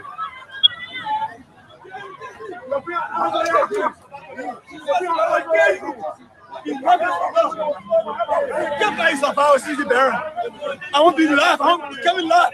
You cannot pass the barrel today. You So, why all this? Okay. All right, gentlemen. So as you can see here, this led to the death of Joshua Solomon. Here is a very graphic and horrific video here. We're gonna react to that here. Let me remove it from the screen here and bring you guys back. All right, so gentlemen, yeah, so I did play this video here. We touched base on this incident, the death of a young CDCIAN, Joshua Solomon, and I will also play some interview with him here when one of our panelists was interviewing him, which is Mr. I Love You. Mr. I Love You is a Ladies Night panelist. He's one of the main hosts for Ladies Night. So he interviewed this guy here, and we'll play the interview later. Well, let's start with Alice. Let's start with Augustus Tallow. Yeah, because Alice just spoke. Yeah, before Augusta fall asleep. Yeah, Augusta. What do you think about this video that you just saw here? And it's been all on social media here. The death of Joshua Solomon. And a new update from your end: has the perpetrators been apprehended, and who is fully responsible? Your thought?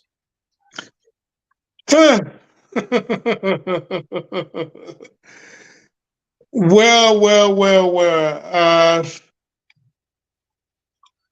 What I can say is that I think all of us just said the same thing. We said that Liberia as a whole, the justice system is weak, and there is no structural, there is no accountability. So I'm hoping that he get justice, but for now, I don't think they have even arrested anyone yet. They have not arrested anyone yet. So we still looking up to the justice, to make an arrest. But as far as I'm concerned, I checked Front Page Africa, and I didn't see anything there.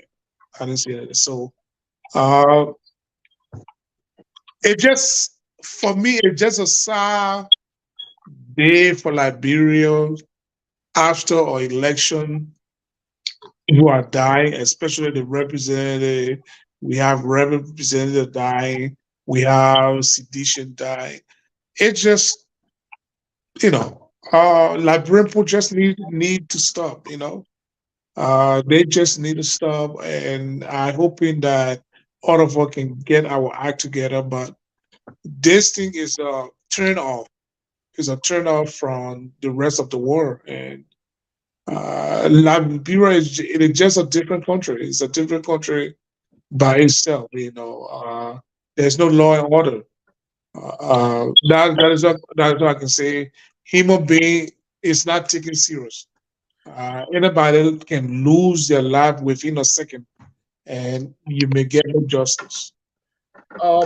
Thank you, Malcolm. UP is having a campaign functions going on here, trying to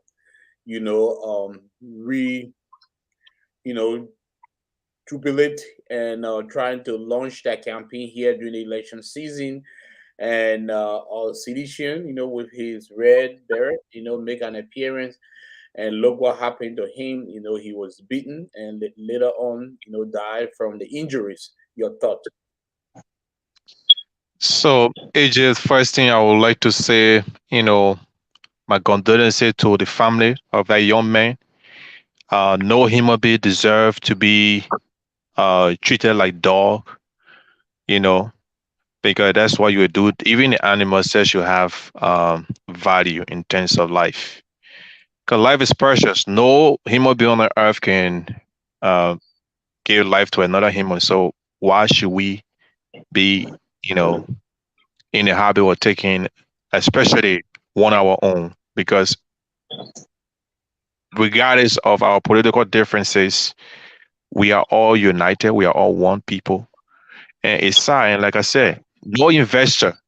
Some of our we ain't millionaire, but we want to do something until some of us will start investing our money here in America, because these are things that scare people away, not just foreign investor. But then again, up to the security, apparatus of the justice system. The question is, do we have a good justice system or do we have a failed justice system? I think we do have a failed justice system, because if you look, and I would say all looking at the past regime, at least Manaseri tried her best in terms of fighting crimes, but it was not up to that. Will not give 100%. But let compare leadership. Let's look at the CDC leadership. Let's look at the justice system under the leadership.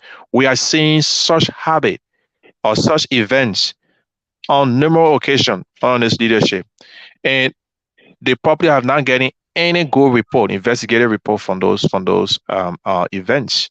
I will give you one of the events that happened with he did not die, but he was naked and beaten, like treated like the late Samake Do, what his name from Soup, the university student, beaten by CDC COP, member of CDC COP, so-called COP. And you won't tell me that Mosa Dean, the justice minister, do not have the balls to summon people from those groups, just at least to set precedent, because this is not a party thing. That young man was just going about his normal business and probably got caught up, in that event, because I don't think he posed any threat or harm to any of those people. It's just a sad situation because someone wearing red barrel, then that means there should be a murder. So there are people in that videos. It's clear, my brother. We don't need a scientist. They are calling on Queen Johnson. Look, Queen Johnson was in the video. We saw as the video you just played. She was pushing the federal, and some people said she was trying to moving away from the other federals that were coming after him. But then we got a video. It should be the justice ministry or the court should be able to do a thorough investigation for that video. We are seeing people with sticks in the hand that were marking that the faces are there. Even the other guy said that he want to be seen on video. However, when that incident took place, they also need to see check on the young man medical report. What was some of the injury he sustained? Because I know they said the incident took place, was it in August? If I stand to be corrected, is that in August? It took place around close around the time of the election, the October election. It was in October. It was in October. Okay. And you see, right from there up to now, you are not arrested anyone. You got to wait until the person is murdered. Someone should, for that crowd, for that video, the Liberian National Police should have arrested someone long time before even they met death. So if that guy was not going to die, no, there was never going to be any investigative report, any effort made to investigate the case. So our justice system needs to put zero effort, because that their responsibility to protect the lives and property of Liberians. So we need to desist from that, behavior. It's sad, my brother. Politics or not, I think people should be arrested. Anybody who was caught in that video, they should have been arrested a long time. We shouldn't wait this time. We're in December now. People talking about arresting people. They not even arresting, they accusing. I seen here they say Queen Johnson and all those are people of interest. Okay, have you made effort to arrest them? No, you're just saying it. So Alice here, because Pastor Sosa is not here right now, he will come back. So Alice, what message does that send? I'm part of a different political party, and another, my rival having a campaign rally, and I just went there dressed in, my political party color. Does that mean I have to be intimidated, or people have to, beat me with machete, with stick? If you watch that Joshua Ben attack with stick, machete, and even he ran and they followed him to complete the job. So I mean, what message does that send? Are we our country being so divided based on political affiliation now? Being a citizen, I am, and taking my own time watching that video where the young men were trying to escape from death, and then seeing other people trying to drag him down, and people are like motivated to come to the camera and say, "I want to be seen on camera," and other people making some comments like, instead of those people trying to block those guys and that were using a stick or machete, say, "My man, we can't beat the man. The man is Liberian just because the man is not part of the UP." But then other than they were trying to beat him live to death on camera, on live camera. Yeah. So the kind of message I'm getting from CDCIAN being a group of youth that support John Weah, I think they are not the most violent group in Liberia, and I will need a couple of instances and reason I would say they are not the most violent group. The hateful partisan that I ever see in my whole life since I've been in politics are the unity partisan. Are you sure? Because there's a lot of incident happening to the UP people. And reason I would say that, JD, I would say this, and I would need a couple of instances that lead to CDCIAN death. Maraceli, during Maraceli tenure, it was in CDC compound, in the compound of a political party, when a police launched a riot and did a raw shooting in the presence of our standard bearer, Comrade James Gray, the first man to get killed by a live bullet. A live bullet that will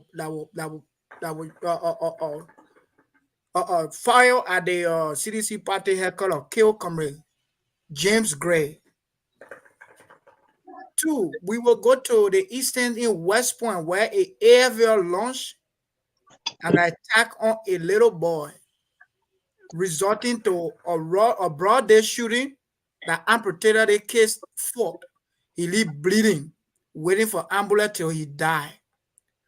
Let's go to Lofa County. They just ended election. We've seen people with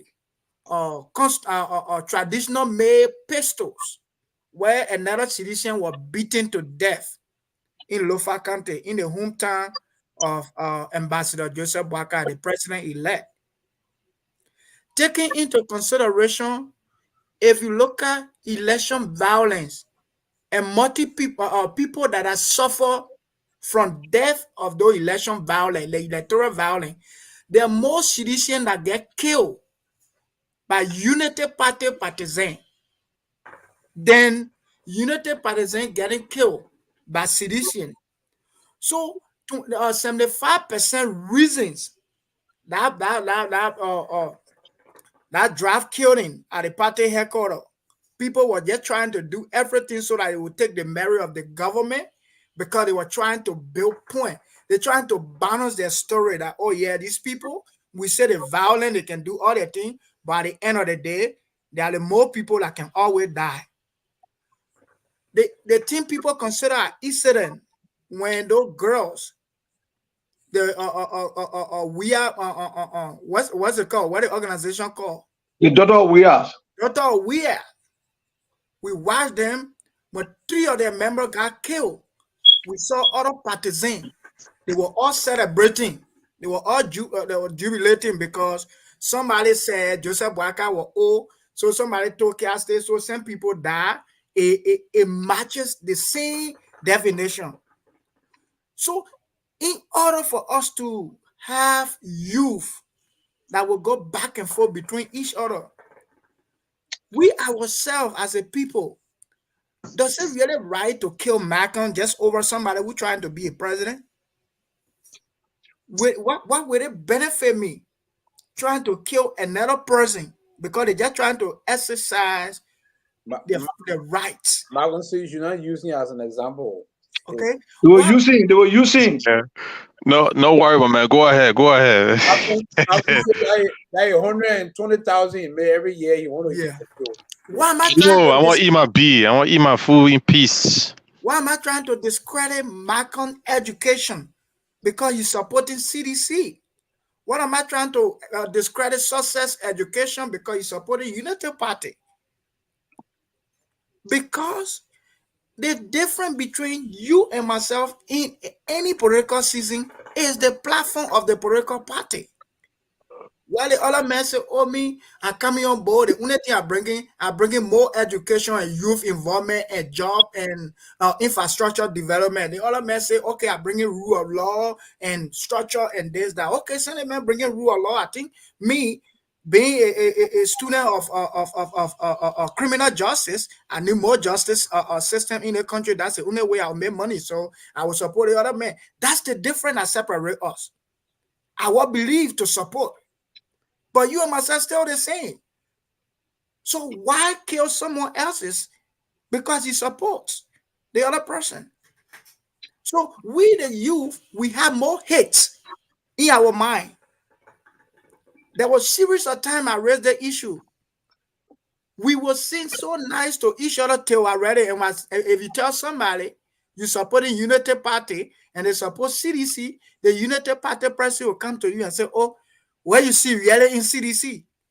What exactly are you seeing in Unity Party that you supporting, and now you questioning me not supporting CDC?" What kind of bad feedback is that? From who? It's from Pastor Success. You just don't. So that particular killing of Joshua is highly political.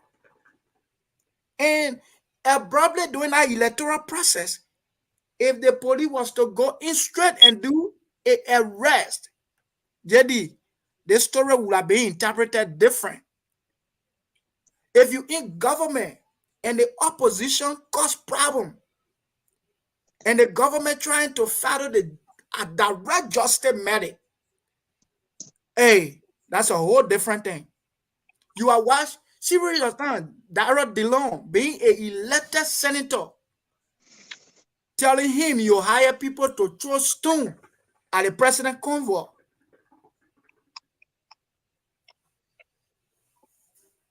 This thing might sound little to you, but constitutional-wise, these are big statements, especially when you are influential person. The Queen get now first time hearing your story. The Queen get in question. Maybe for people that Macon, they just start following the political scene. But we know people who are being actors when it comes to Unity Party. This is not a girl first time. This is not a girl first time. The girl was brave one time. I think she slapped somebody. I think one of the police officers or something. No, she slapped may his soul rest in peace, Christmas Saleh. Yeah. The late Saleh, yeah. She slapped him. Right in front of the police, she slapped him. I mean, real solid slap. Over the same political disagreement. So that girl, she don't play, eh? She's very rude. Like about living Labati. So she being the security, she being Unity apparel, and these are people that Unity Party are celebrating today in the women wing. So if you see some of these things, then when a crime take place and the government have, especially in our liberal setting, that is already like not really sophisticated of weapons or whatever. Let's just say the justice system is very deployable. We agree, but it comes with a lot of political backup. Right now, as we speak, now the police couldn't find Queen, but Queen have a high out. They get people that work with the police that giving police movement itinerary to Queen. Queen is highly backed by all of newly elected officials. You think police couldn't go to Queen house? There are people that know where to find Queen. But Queen is not even at the place she at. She's not living to her own house anymore. She is in a hideout, highly barricaded with newly elected officials. Her name is Queen. I don't think she should exhibit violence. You know, the name. Let me get out to Alex. Queen Queen from the Labasi community that we all used to live. Yeah. Queen, myself, my own picking the current representative of Foko, all of us live in a Labasi community. Queen is very, very disgruntled. She always act like a man, always want to fight. All right. Let me say this. And my brother, people like my brother Macron and other guys from the Unity Party or who are supporters of Unity continue to validate the point we made when we say Liberians are not ready for justice.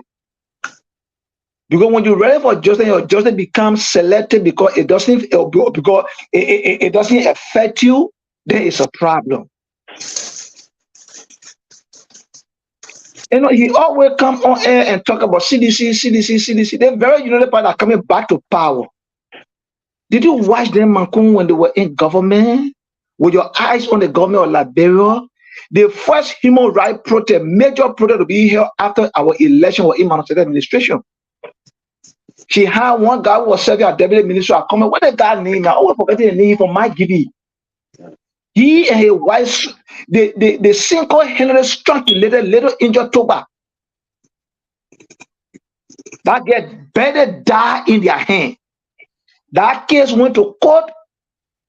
The Manco, that case some kind of way at the end of the day. They were about to set them free. That when the woman stood up.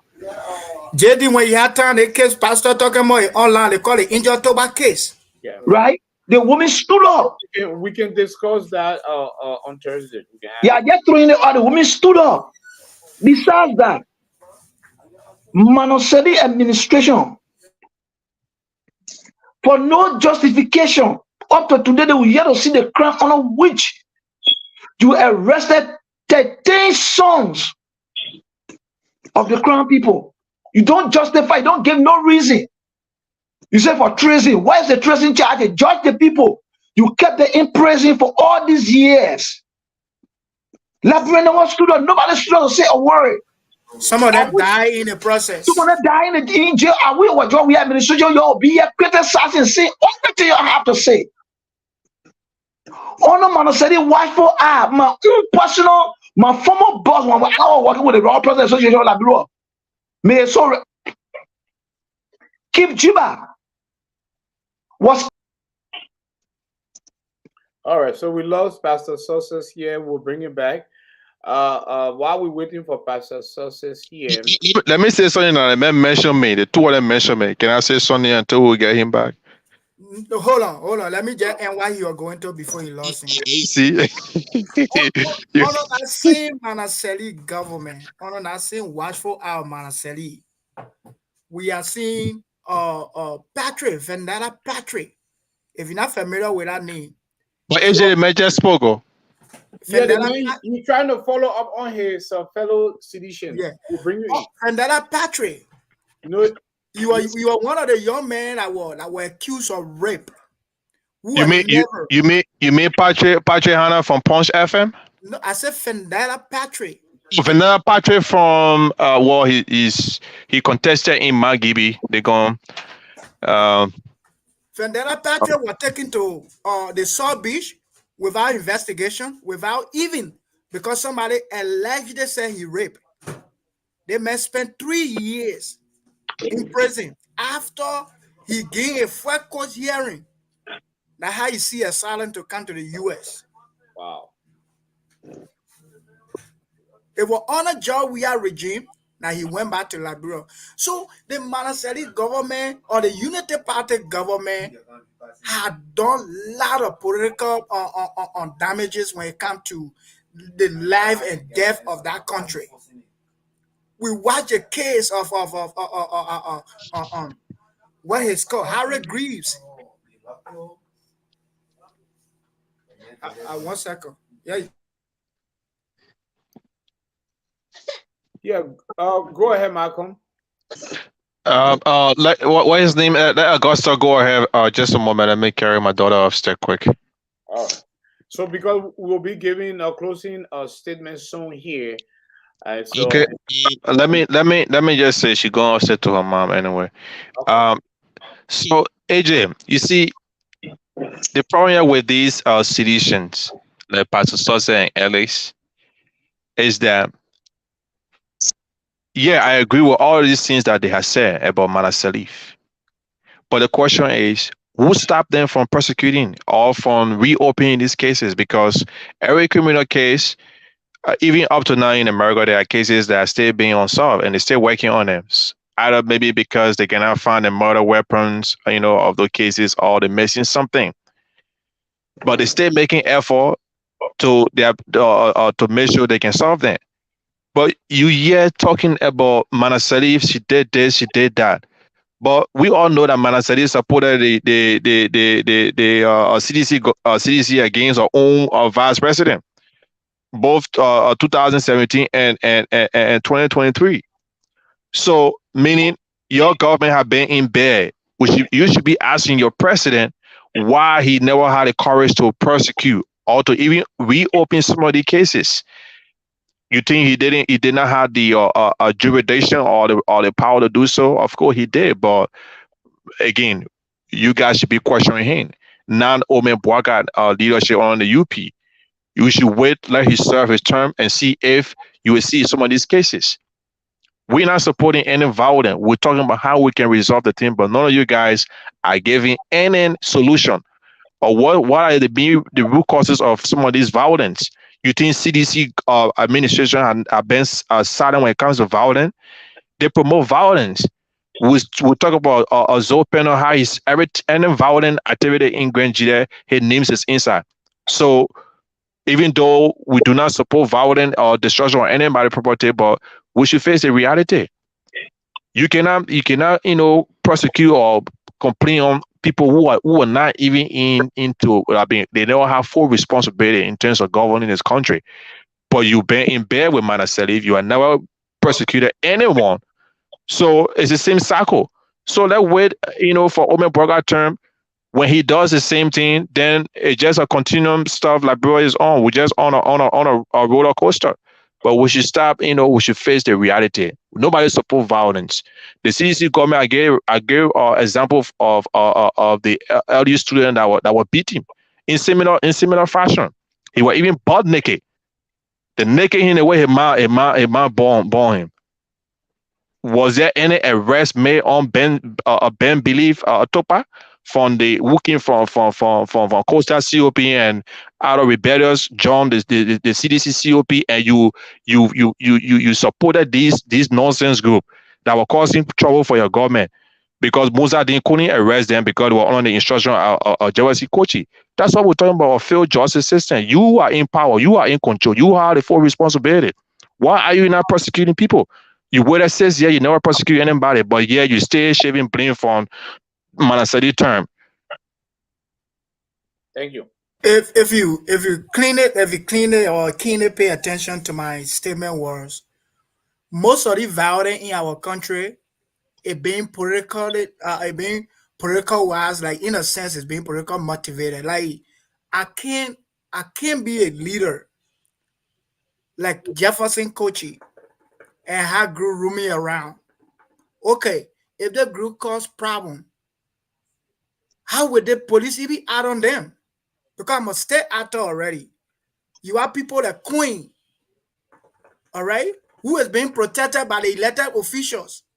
So there are areas. I even brought that to your attention on the show when the issue of that incident that occurred at the Unity Party headquarters, when it took place, people acted as police, which they were not. Craig Massacre, being a former director of the police, does not give you the right to investigate a crime suspect. Whatever you can do as a private citizen in Labrador, you have the right to arrest and turn over. But Amara Collin and Craig Massacre went ahead and investigated a crime suspect without a police present. How do we classify that? That obstruction of justice. The elected senator acting as a police officer investigating a crime. Is that your role? Let's be honest. And then when people talking about being You said Chris. realistic, You said Chris Massacre. Chris Massacre. I mean, it's not Chris Massacre, but A.B. from Kroman. A.B. Kroman. Abraham Kroman, who is a deputy police director doing Manaseli, he normal. Yeah. He normal police officer. He's shooting, or even American being involved in the investigation as an elected senator. What are we talking about? Have you ever seen? Just a quick question now. Just a quick question. And we're conversing. Just a quick question, so I can lose my thought. Right. Right. American, Mr. A.B. Kroman. Do you know that he owns a private security entity within Liberia? That still don't qualify you to do a criminal investigation. It's not criminal. Okay, let's say maybe couple of his men were hired by the Unity Party to provide security at the party headquarters. As a private security. He does that. He gives people rent. You know, they go to A.B. Kroman for security. You know, whether it be your home or business. Listen, Malcolm. In America, it's not just any police officer can investigate crimes. Well, any security officer on the scene can take report and pass on the report to when A.B. Kroman and Amara Kone spoke, he said, A.B. Kroman, myself, and additional guy were there. They investigated the guy and his family. You see how that become obstruction? Was he acting out as a state policeman or as a private investigator? There is no way. As an elected senator, you investigating a crime that just occurred. Ellis. Let's be realistic. Let me just make my point. I will leave you guys because I keep having some technical problem tonight. I don't know why. Let me make my final point. I just leave you guys. Let me say this. We are on a closing statement here, so we'll start with. Yeah, before I have another problem again. Let me say this to you guys. Whether we like it or not, the reality about the whole Unity Party thing will play out. If they do well, Liberian people will celebrate. If they do their normal thing, we know them to do, the Liberian people will see it. There's nothing you will bring on a show that show a reality of the attitude of the Unity Party that Marco and other guys that will come here for the Unity Party when we accept. You and I have come on the show and tell the Liberian people that there were mistakes that CDC made during our administration, and we outline some of those mistakes. Have you ever heard this guy pointing out one mistake from the Unity Party? Everything Unity Party does is angelic. The guy angelic behavior. Everything they do is about that. So angel doing it. So don't come here trying to prove point of why the Unity Party doing that is not right. As far as Macron is concerned, there's a group of angels that have taken over Liberia, and they're going to navigate the affair of Liberia smoothly. But we that have worked with this guy over the years, that know how Councillor Allison died, we found a body on the beach, that know how Harry Green we were murdered, who know how a little angel Tuba was killed, who know how Kip Jiba was killed, who know that little girl who they shot, or that little boy they shot at West Point, how he died and nothing came out of it. We know all this story. So the guys, the people, children that their ambulance ran into 13 children died in Grand Gedeh County as a result of ambulance accident, or running to those children, and it went in the fiasco. We know all this story. So when this guy come here and try to act like Unity Party, that one group of angels are just coming, that said our father military will have a budget shortfall for all the time he was there. Your party with American today. That's what I said from the beginning, and I will continue maintaining my statement. Liberian, we will always celebrate people who are hurt or more than people who have done us good, and that's just who Liberia is. We are. That's just who we are. When you go to Liberia right now and try to be kind and good to the people, you are the most foolish person. Excuse me for that expression, you are the most stupid person. But when you become cruel, when you become wicked, when you come in, everybody go in a shell. Now, let me ask you a question. Joshua came to power and passed what we call the Freedom of Information Act, that nobody should test anybody for what they say, nobody should test anybody for anything they do. How many people cause George we have mind and power? Who could do that to Charles Taylor? Even the Manuseli. All right? So that is the kind of people we are. That's just the people we are. Today, people come here, look, in the very first place, intelligence, I'm not a security person, but I work with a lot of security people. In security intelligence, people they call people of interest does not mean you don't want to carry on the act. In our group, the first person they saw, the security saw, during the whole entire Joshua issue that they recognized was Queen Johnson. And she made a statement. So the first thing the police going to do, the police going to hold her and use her to aid the investigation. And she's not the doer. When they say you are aiding investigation, you mean that you are providing relevant information to help the investigation. It's not everybody when they say you pursue your interest, mean that you are the doer of the act. So they get happy and they can say, Maku, yeah, you are person of the interest. It doesn't mean Maku do it. You can be used for a problem because you were on a scene, you knew what happened. You can say, oh, I was there. I saw the man, he picked on them. I saw another person, he did this. You aided the investigation. So the police did not say she responded, they say she a person of interest. All right? Look, gentlemen, you stop before you become embarrassed later on. Let all of us sit down. Why that we have a new government? Let the government where we all appraise the government from what they will do. Just start presenting these guys that they are injured coming. They are not injured. We work with the people, we know them. We know them. And like you have a new girlfriend, right? And you pressing that new girlfriend in front of old boyfriend. Whether the old boyfriend know, oh, tell her this. That's what you're doing to us here. The pastor that his own story he gave in there during the time he was working in government. Yeah. That his story there. So let's thank you, Pastor Sosa here. Let's move forward to another closing statement here because time is fast spent. Gentlemen, thank you. I will move to Augustus for his closing statement for tonight. And I think Augustus also have a breaking news. He got something coming up here. He can use the opportunity to make that announcement too. Fire up, JD. But Jimmy, I beg you leave. Okay, yeah, but my man, don't leave, man. Exactly. The time when I want to respond to it, you call my name and you want to leave. You always let to do this thing here.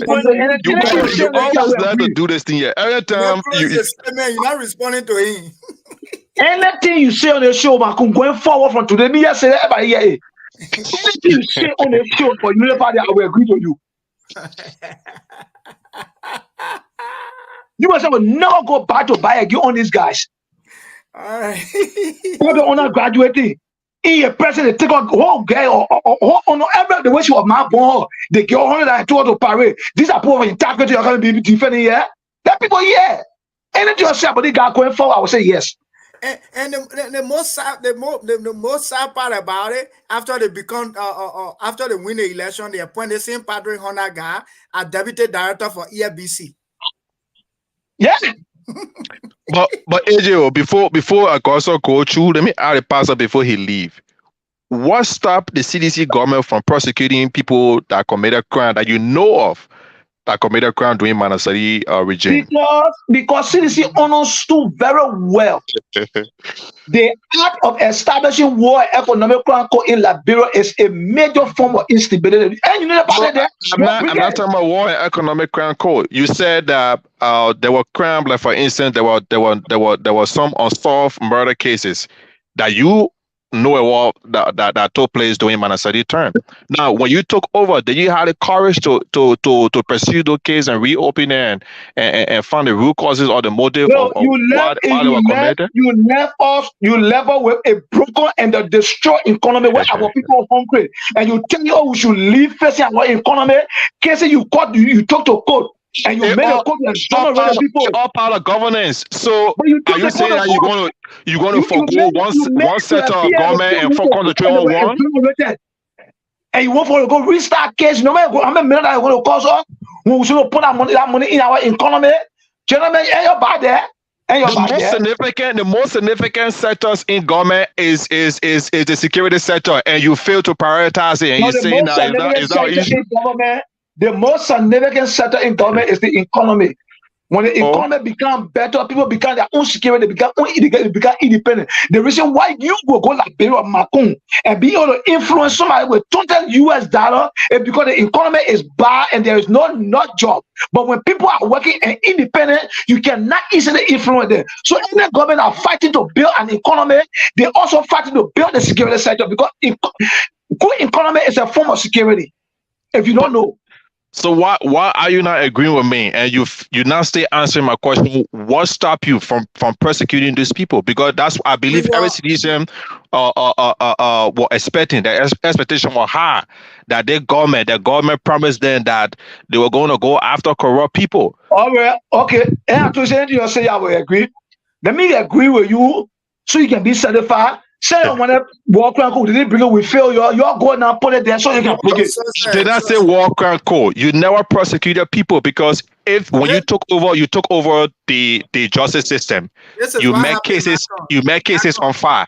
It is your it is your responsibility, or you are obligated to pursue or reopen those cases and see the root cause or the motive behind those cases. But you just sit down and just talk, say, "Oh, Manasadi did this." So Unity Party coming in on a different, leadership.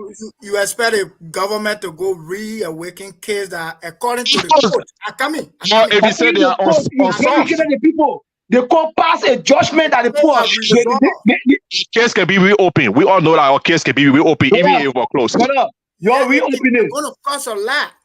That's not one person changing as well. The United Party government that rule for 2 years. Only one person change. That person is Omer Bwaka. He from vice president to president. The rest of the people are the same people.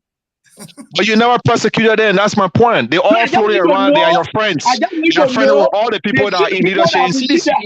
Donors in the world and left up with the most low development level with a higher debt ever in our country history than the same people. So don't can be parody with me, but never say that extra or government you bring in here. So says, like you said, you always agree with Malcolm because I know Malcolm is a brother. He just started following issue lately, so he and all will go to death. If you are honest with yourself, some of we count the platform we're talking national government, you will listen because number one, some places working government.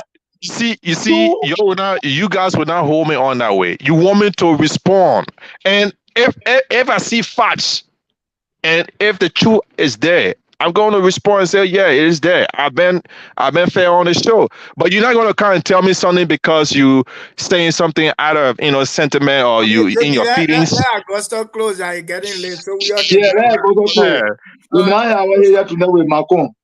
Gentlemen. Yeah. Gentlemen, what's the word say? I one of you. I think you guys are the microcosm of what is happening in Liberia. Tell that again. Liberia is polarized, is divisive. Everybody hanging to their own branches. That's what's going on here. Like I said, as long as we don't have war crime court and we continue to see criminals, killers being rewarded at the highest level, that's how our generation are going to, the young people that come in after us, that's how they're going to see life. They're going to see life, hey, if I can be the worst criminals, my people are going to reward me. And that's what is going on. Because from Madison Gwion to George Weah, all the killing that I've heard or witnessed, read about, they have never held nobody accountable. No one. Everybody went free. And it's just wrong. Now we have another killing in Grand Gedeh game. They will not arrest no one again. After 1 or 2 weeks, it's gone. So the entire country, there is no system. There's no law and order. I hope that Liberia bring that war crime code in our country. Whoever's supposed to go to jail, let him go to jail. Whoever's going to go to prison, let him go to prison. But I doubt it that they will bring that code. They will not. And as long as they can't bring it, I'm just sorry for Liberia. I'm just sorry. But I will be, me and my boy, we coming up with Liberian Shows of War. We hosted Liberian Shows of War a couple of years ago, three years ago, and we brought Henry Costas to Des Moines, Iowa. The purpose of the award show is to promote Liberians, is to continue to show the positive image of Liberians around the world. But why do you want to have trust and war? That is CDC supporter now, so that why he laughing. Why you want to have trust and war? You said trust and war. Then you bring choice. I said choice, Liberian choice. Not choice. I said trust. Is that CARS or choice? Liberian choice. Choice. Oh, okay. Yeah, Liberian choice.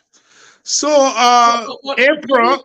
But Augusta, let me hold Pastor so Costa is not a Liberian. You can bring it anywhere you want to. He's a Liberian. He ran away.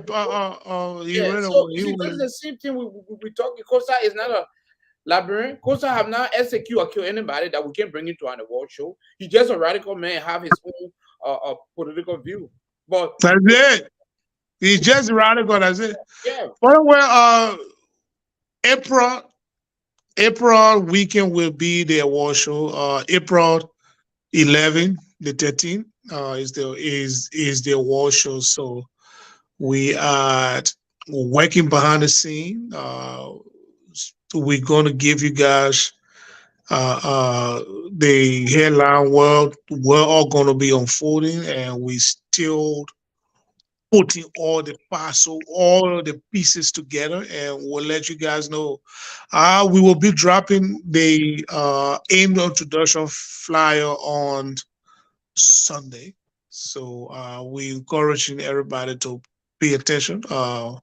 We will want to encourage people. We just want to have a sense of inspiration.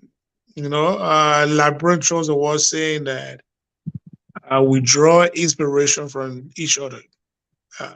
We want to inspire each other based on our story. And Barack Obama said that our story is not written for us, but by us. We ourselves have to write our own story. We got to tell our own story. We cannot allow people to write our own story. So I want to encourage everybody to pay attention on my boy website. He will be releasing the flyer. Michael. But I wanted to ask Michael. I think I knew Michael from Ghana. You was in Ghana, Michael? No. I've never been to Ghana. Oh, yeah, you Ghana? Hey, I thought you knew Abraham. No, Michael. No. Michael, which country apart from Liberia, when they walk in, which country you went to seek refuge? Ivory Coast. Yeah, so tu parles français now? No, man. I don't speak French. I used to at the time when I spent 4 to 5 years in Ivory Coast after a course from Maryland. I live in Maryland. True, I attended Fatima, the high school there. But when I walk in, we had to cross over. Yeah, but if I can give my closing, that would be great, so I can listen to the other CDCIAN what he got to say. Yeah. You and my late father went to the same school. It's Augustine Dawes. Fatima? Yeah, man. Yes, it's a beautiful school, man. Fatima is a beautiful school. Augustine, fire out with your closing and stop looking for. No, but I'm done, my man. I'm done. All right, JD, go ahead. I'm just messing with you. All right, we'll go in. You want me to go? And okay, I want to hear Alex. What he got to say. But yeah, honestly, we had a great show today, and we need to be realistic when it comes to our country when we're talking about issues. We're done with politics now. We just gotta rally all around our new government and see how best we can move Liberia forward. So if someone failed to do something in the past government, it is our obligation to push the incoming leadership to at least solve some of these issues or some of the doubt, to clear some of the doubt. Because all we're saying here is that, oh yeah, man, I said it this day. It annoys me when I hear people say, man, I said it, because you had the opportunity 6 years to go after her, and it will not be witch hunting. You're just trying to set precedent, and that's what we want. We'll keep searching for that leadership until someone can say, you know what, I got to set this precedent. I got to go after people. We'll have the system there. But when we keep talking and not finding solution, because all we do, we're just talking about previous government, how they feel. Okay, what are the solutions? And that's the problem in our community. We see issue, we don't come up with solution, and even when we come up with solution, those ideas are not being supported because everyone has their own way of doing things. Clearly on the show, we can see here how Pastor Saul says everything don't have to be in your favor in terms of analysis. When you're analyzing things based on your report, on a panelist, we can pull a collective ideas together and disagree and agree. But when you start saying that, oh, you know what, because my answer does not agree with your response, that means you don't want to listen. It's kind of an unprofessional. Honestly, people are seeing you guys. When other people talk, they listen. Whether it's nonsense they're talking, they listen. But I seen Alice and Pastor Sose that when it is not in the favor, and we don't have to agree, and that just made it show that's what brings the beauty of the show. Because when we all sit there and agree on one thing, it's not going to be happy. Nobody's going to learn. So I'm not one of those guys who will just, because you come up with information with no facts, now I agree to it, no. And I'm not blaming government, but that doesn't mean I do not understand government. I serve in the Marines. I know a lot for security when it comes to security. I got my first degree in American criminal justice. I just didn't like, that path. So because I come from the other side, that means I have no idea when it comes to politics. No. It's common sense. We're seeing the issue, provide solution.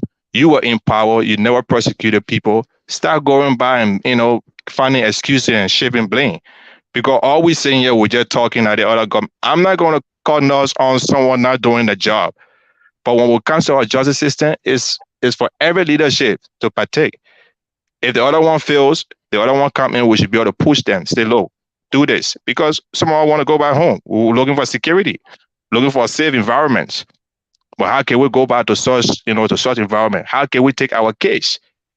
Some of our kids, they're not used to the kind of a lifestyle, to the kind of environment. These are things that worries me, that concern me. I'm not concerned about party. I'm not too sentimental about party, okay, because my party did not win. So when the other person says something, I will not listen. No. These issues are there. Issues are being addressed long time by CDC government. They supported violence. We are seeing it. I gave instances on the LU student from SOUP that he was beating, naked him, like the way way Doe was treated. They even mock him. Do we need to go get scientists and say for the justice ministry to start, prosecuting people? But they just kind of talk about these things and they don't say anything. They don't give the public any information. And then what's going to happen is going to be a repeated sin. This crime going to continue to repeat itself because nobody is targeting them. everybody is giving excuses because other government there was a kid in there, so they want. I mean, we shouldn't be held accountable. No, Manasadi should be held responsible for all leadership failure, the same as George Weah. And if Omen Braga failed, if Omen Braga failed the people, he himself should be held accountable. He should be able to take responsibility, and that's the thing. So yeah, my brother, I rest my case, man. All right, thank you very much. We will Alex. Alex. Well, JD, thank you. We have a good show tonight. You will never know the full pain a man feel till the responsibility given to him is being transferred back to your shoulder. You know, I let Malcolm sometimes he sound good when he trying to defend, you know, and I get encouraging. Let me use the time to encourage him because these are things you got to get used to. These are things you got to get used to. Our system in Liberia, we have one notion, and I can see that notion playing out even just by within America. Oh, but and during my current time, they do it. Nothing come out. It's my time too, so I can do it. So always people will be on the defensive. People always on the defensive when it comes. I don't want somebody to come here and say, "Oh, let's forget about political affiliation and this, that, and say the fact." There are some who might agree, and I agree because we watch you 12 years. You did the same thing over and over for 12 good years. So something that somebody do 3 times in just 4 days, you like did it in 8 days. Every day 3 times. Who done more than the others? So when we come to instances, there are other instances. If you follow the Liberian government in the past, sometimes you will sit for a while before you trust the upcoming government, before you trust the same people coming back. Because we're familiar with names. We know the same people that were the Unity Party. We are seeing these people. Some of them, they are best friends to us. We know what the Caribou are doing. We know what they have done before. All right? So my anticipation now, my expectation now is more higher than ever before. Reason being, if somebody can be a minister for 12 years, JD, and they just leave power within 6 years, and they are that kind of desperate, broke, nothing else going on with them, and they are coming back to power. One fire the man laying, he already had a set mind coming back. That year when I was minister before, I think I was following the pen, I was following the real procedure. Now I leave government, let me hear my mouth drinking. So this time that I'm going back, I make sure when I come back for real. All right? I'm more careful with somebody who had tested power before and coming back. And today, if you hear John, we are speaking about what going on and reason other people are hating on him, why he had to do what he did was the simple reasons. Joseph Boakai is just a single man. It's just a single man. He's just going to be at the executive mansion. He's not going to be at the police. He's not going to be at the justice ministry. He's not going to be at LU. He's not going to be everywhere at once. So in government, we need credible people, people who can act in the absence of the camera, not in the presence of the camera. In government, there's nothing called eye service, meaning that today, if the press and newspaper and whatever media people are focusing on justice ministry, that's the time we're doing the right thing. No. Act according to the law without or with you being in the media. And that's one of the problems our government official faces. When you've been dragged in the media, that's the time they're looking for a way to defend what they have done for 40 days ago. Okay? What is going on in Zwedru? Even in Grand Gedeh alone, we have shortage of securities already. All right?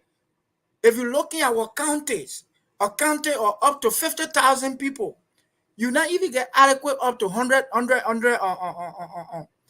police officers to a county. I doubt it. So we ourselves, our mind, our friendship, the way we get along in the community should be our own security. So let's think about it. We border with articles. Why is that just Avoran just cross over and they're doing all these things? It will not put ourselves together as a people to battle against them before the security come. Things going out of hand. Even in America, that had like almost like a police officer to a single person. We still found out before the mass shooting take place in Walmart, 40 person will die before police get on the scene. But the love, the protection, the security that we build for ourselves. Malcolm will be driving along the street and see another vehicle stop with kids getting down because it break down. He will slow down and, hey, what can I do for you? Can I help you? Can I call police and this, that? The same love we got to get it as a country before we can develop. We should start asking people what their affiliation with whosoever they affiliate themselves with. We should start putting Mandingo. We should start putting Muslim on the side as different brothers. They are all part of Liberia. The Liberian society, the Liberian people as a whole. They are the most racist people I ever seen. And say why? Today we have a law at the time that prevented people from owning land, not from people to owning property. But you must say here right now, JD, you got the money, you can go buy a land in America. The people will go to their city ordinary. They go to their zoning. The city council will come and say, okay, the land you get, this is a structure we expect to be on it. But they not deprive you because they know if anything happened to you today, even if you getting deported, where you root out where you break down the house you built on American soils? No. So infrastructure need to be protected regardless. Zopeno can go to that whole leader. If Zopeno was to be investigated and incarcerated and go to jail, maybe it's a crime he commit. Government can use that property to earn revenue. Government can use that property and earn revenue. Child Taylor is in jail today. The property right there, it belongs to the government. So we need to protect things that we build with money. We need to protect lives that is given by God, regardless which political party we belong to. We ourselves have to protect ourselves because the policeman that you depend on, the net man that you depend on to decide for you, is another man too that need protection. So if we live in the same community and I can protect you, depending on police to come and protect you, then who am I, Malcolm? So we need to put a division aside as a Liberian. Regardless, we'll still be discussing government because it's part of our daily life. If you do good, you do bad, we'll still grade you. But after discussing the politics on here, you and myself, as we do now, if I pull up to your home, my man, come on. Let's say we're in studio, my man, let's go for dinner before you go home. Let's go to my house. Let's go eat before we go home. We shouldn't be fighting among ourselves, discussing the issue. You disagreeing with my political analysis, I disagreeing with your political analysis does not require fight. Now you'll get killed, I'll get killed. So we should build around each other. We have kids to protect. We have the next generation to teach. And when we're not setting that, but we're not putting ourselves together now, you think they will grow in the way that we want them to? No, they will not. So it's time for us to come together as a country, regardless of CDC, Unity Party, regardless of Grand, Loma, Gio. We all belong to the same country. That protect everything that we build, regardless. And let's give the law a breathing space. People can have peaceful protest. You are the superintendent in Grand Gedeh. They had the Zwedru city hall right there. That's where people go to protest, to present their grievances about things that are happening. And then the people will come out and address it. This statement, I think, can be forwarded to the decision maker and people can come. But if you just go to the man, you go to the same city hall that you're supposed to go and address your grievances, you burn it down. Where you will go to address it at my hall, you will come. So we had to come up with more moral behavior that will protect ourselves, protect our future, and even give our leaders the time to say, okay, the people are grown. Like bring people that none of the people will know before. Okay? So they themselves will start adjusting to how the people mind is being molding. But it will still keep giving people a war because we keep letting people politics because they're causing trouble in our communities. Then everybody will keep doing it because it's the only way you come to power. I hope you getting what I'm saying. Definite. So we have to start doing away with people who have violent background, who have criminal backgrounds. Oh, my man, yeah. The last time like you do that thing, you have somebody who can make community leader. You're too violent to be our community leader. The next thing you'll go explain it to somebody. The education will start going on, my man. In order to be a community leader in the community, you can start living free and fair. If you transparent with the people, you win. Another thing, it will start going on and on and on and on. And I encourage every youth to get involved. Get involved with the electoral process. I'm not too young to be a representative. I get fresh mind.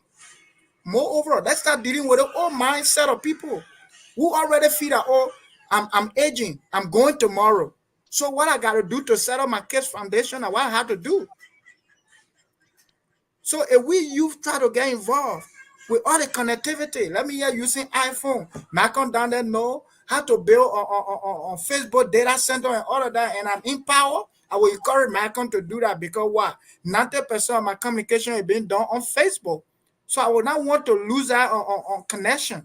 So I want our connection to be as stable as it is in America, in Liberia. So we need to bring new mind, people with open hearts and love.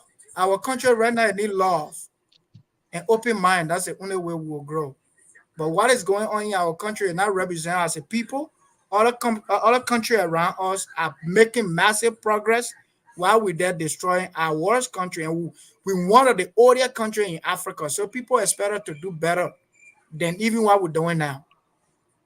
Nah, that's how it's supposed to be, man. You discuss the issue and you give solution. I enjoy your final closing, but when you can't, you just discuss the issue with CDC and not giving solution, because the idea is we want solution to face some of these problems.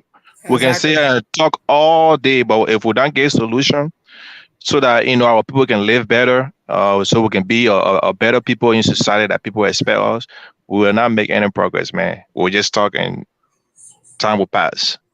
Thank you, gentlemen. Here, that was well said. Here, like Malcolm said, I enjoy your closing, Alex. When we discuss, we disagree. By the end, let's give solutions, because when people go back watch these videos, even our politicians, our leaders, they can take notes and say, "Oh, I watched this on current situation. I watched this on Spoon or this network. Guess what? These guys argue bitterly. By the end of the day, they give solutions." Because at the end of the day, like Alex said, based on our political affiliation, we all Liberians, and Liberia is old, and our country is not progressing, and other countries then are just passing by, and they are laughing. They say, "But Liberians are smart people. Why are they not? Why are they stalled? Why the country stalled? Even though the country is recuperating from a 14-year civil war, it's been 20 years." Other countries that have war, and they, investor came and they strengthening our security sector, and they keep moving on and they keep elevating each other. We should not be like crab. You put all the crab in a bucket, one trying to come out, everybody trying to bring each other down. No, we should be the opposite of crab. We should be like which animal will I use that? Where when one trying to go up, the other one then trying to help it. That's how we should be. We should not be putting each other down, because if you put the next man down, guess what you're doing? You are trying to put a development and trying to cut off a development, trying to silence the development. But that next may have ideas that might be very innovative, that you be able to create jobs. you're a great jobs and bring and make somebody, meet their daily needs and take care of family. But yeah, but gentlemen, we got big things on the platform, big ideas, good ideas. Malcolm and us will be discussing a virtual something coming up. Malcolm, I think. Yeah, I mean, I wanted us to create a virtual, studio. Yeah, yeah. So, since this media, is being watched all over the world, I said we can upgrade. Those things are very cheap. You can get a software, and then they will just build it. So instead of then seeing, I mean, you already have a background, which is great, but I wanted to build it in a studio where, when you sit, you will be presented like you're sitting behind, a news, like a background studio where you're presenting yourself, and they're not seeing maybe just our tab, and then below would be like an office or newsroom. But there are software online we can purchase, to do these things. We don't have time to build them ourselves, Yeah. Those software, they are, they are already built, so you get paid. Yeah, you pay. Yep. That's it. But we're getting there. First minister, petit à petit. Yep, and I want us to discuss, guys. We need to discuss. We should find time to discuss the need for. We can do that in our. We can do that in our group in the background. Okay, but it's just a topic. I think that people want. It's a topic. It's not something related to any project for the media, but it's a topic for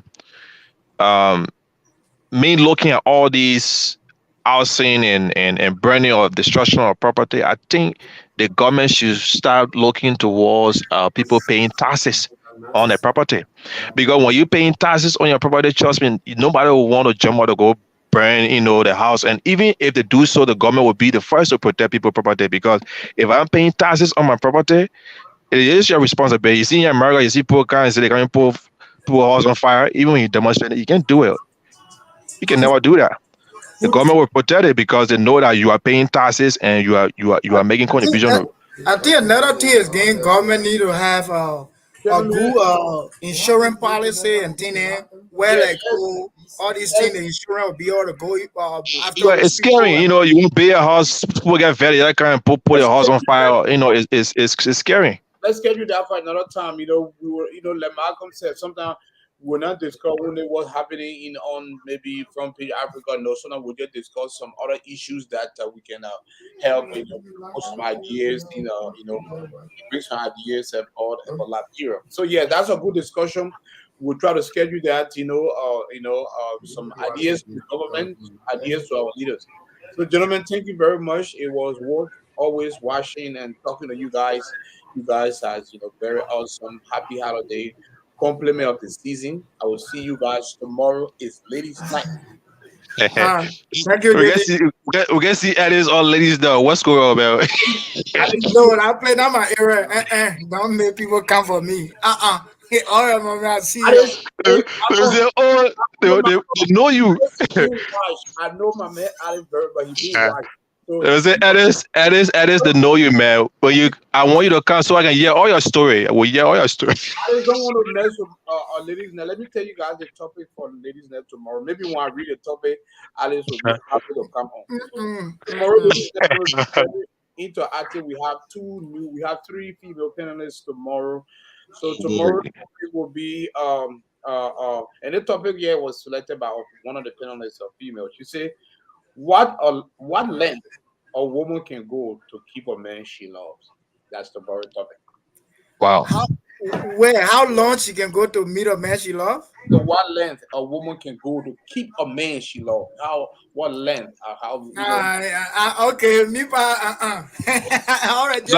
Like what she mean? Like to what extent or how far she can go? Okay. How far she can go? Keep a man she loves. Sometimes we love a man. They can do. Michael, you look good. You look good for ladies' night, my man. Yeah. Look at this guy. He say he looks good. No, it's just idea, for the community that we can learn from, All right, man. You have a good night. Yeah. You are from it, man. You can kind of make your input, man. Tomorrow discussion gonna be very hot. So see you guys at 9 p.m. Thank you guys.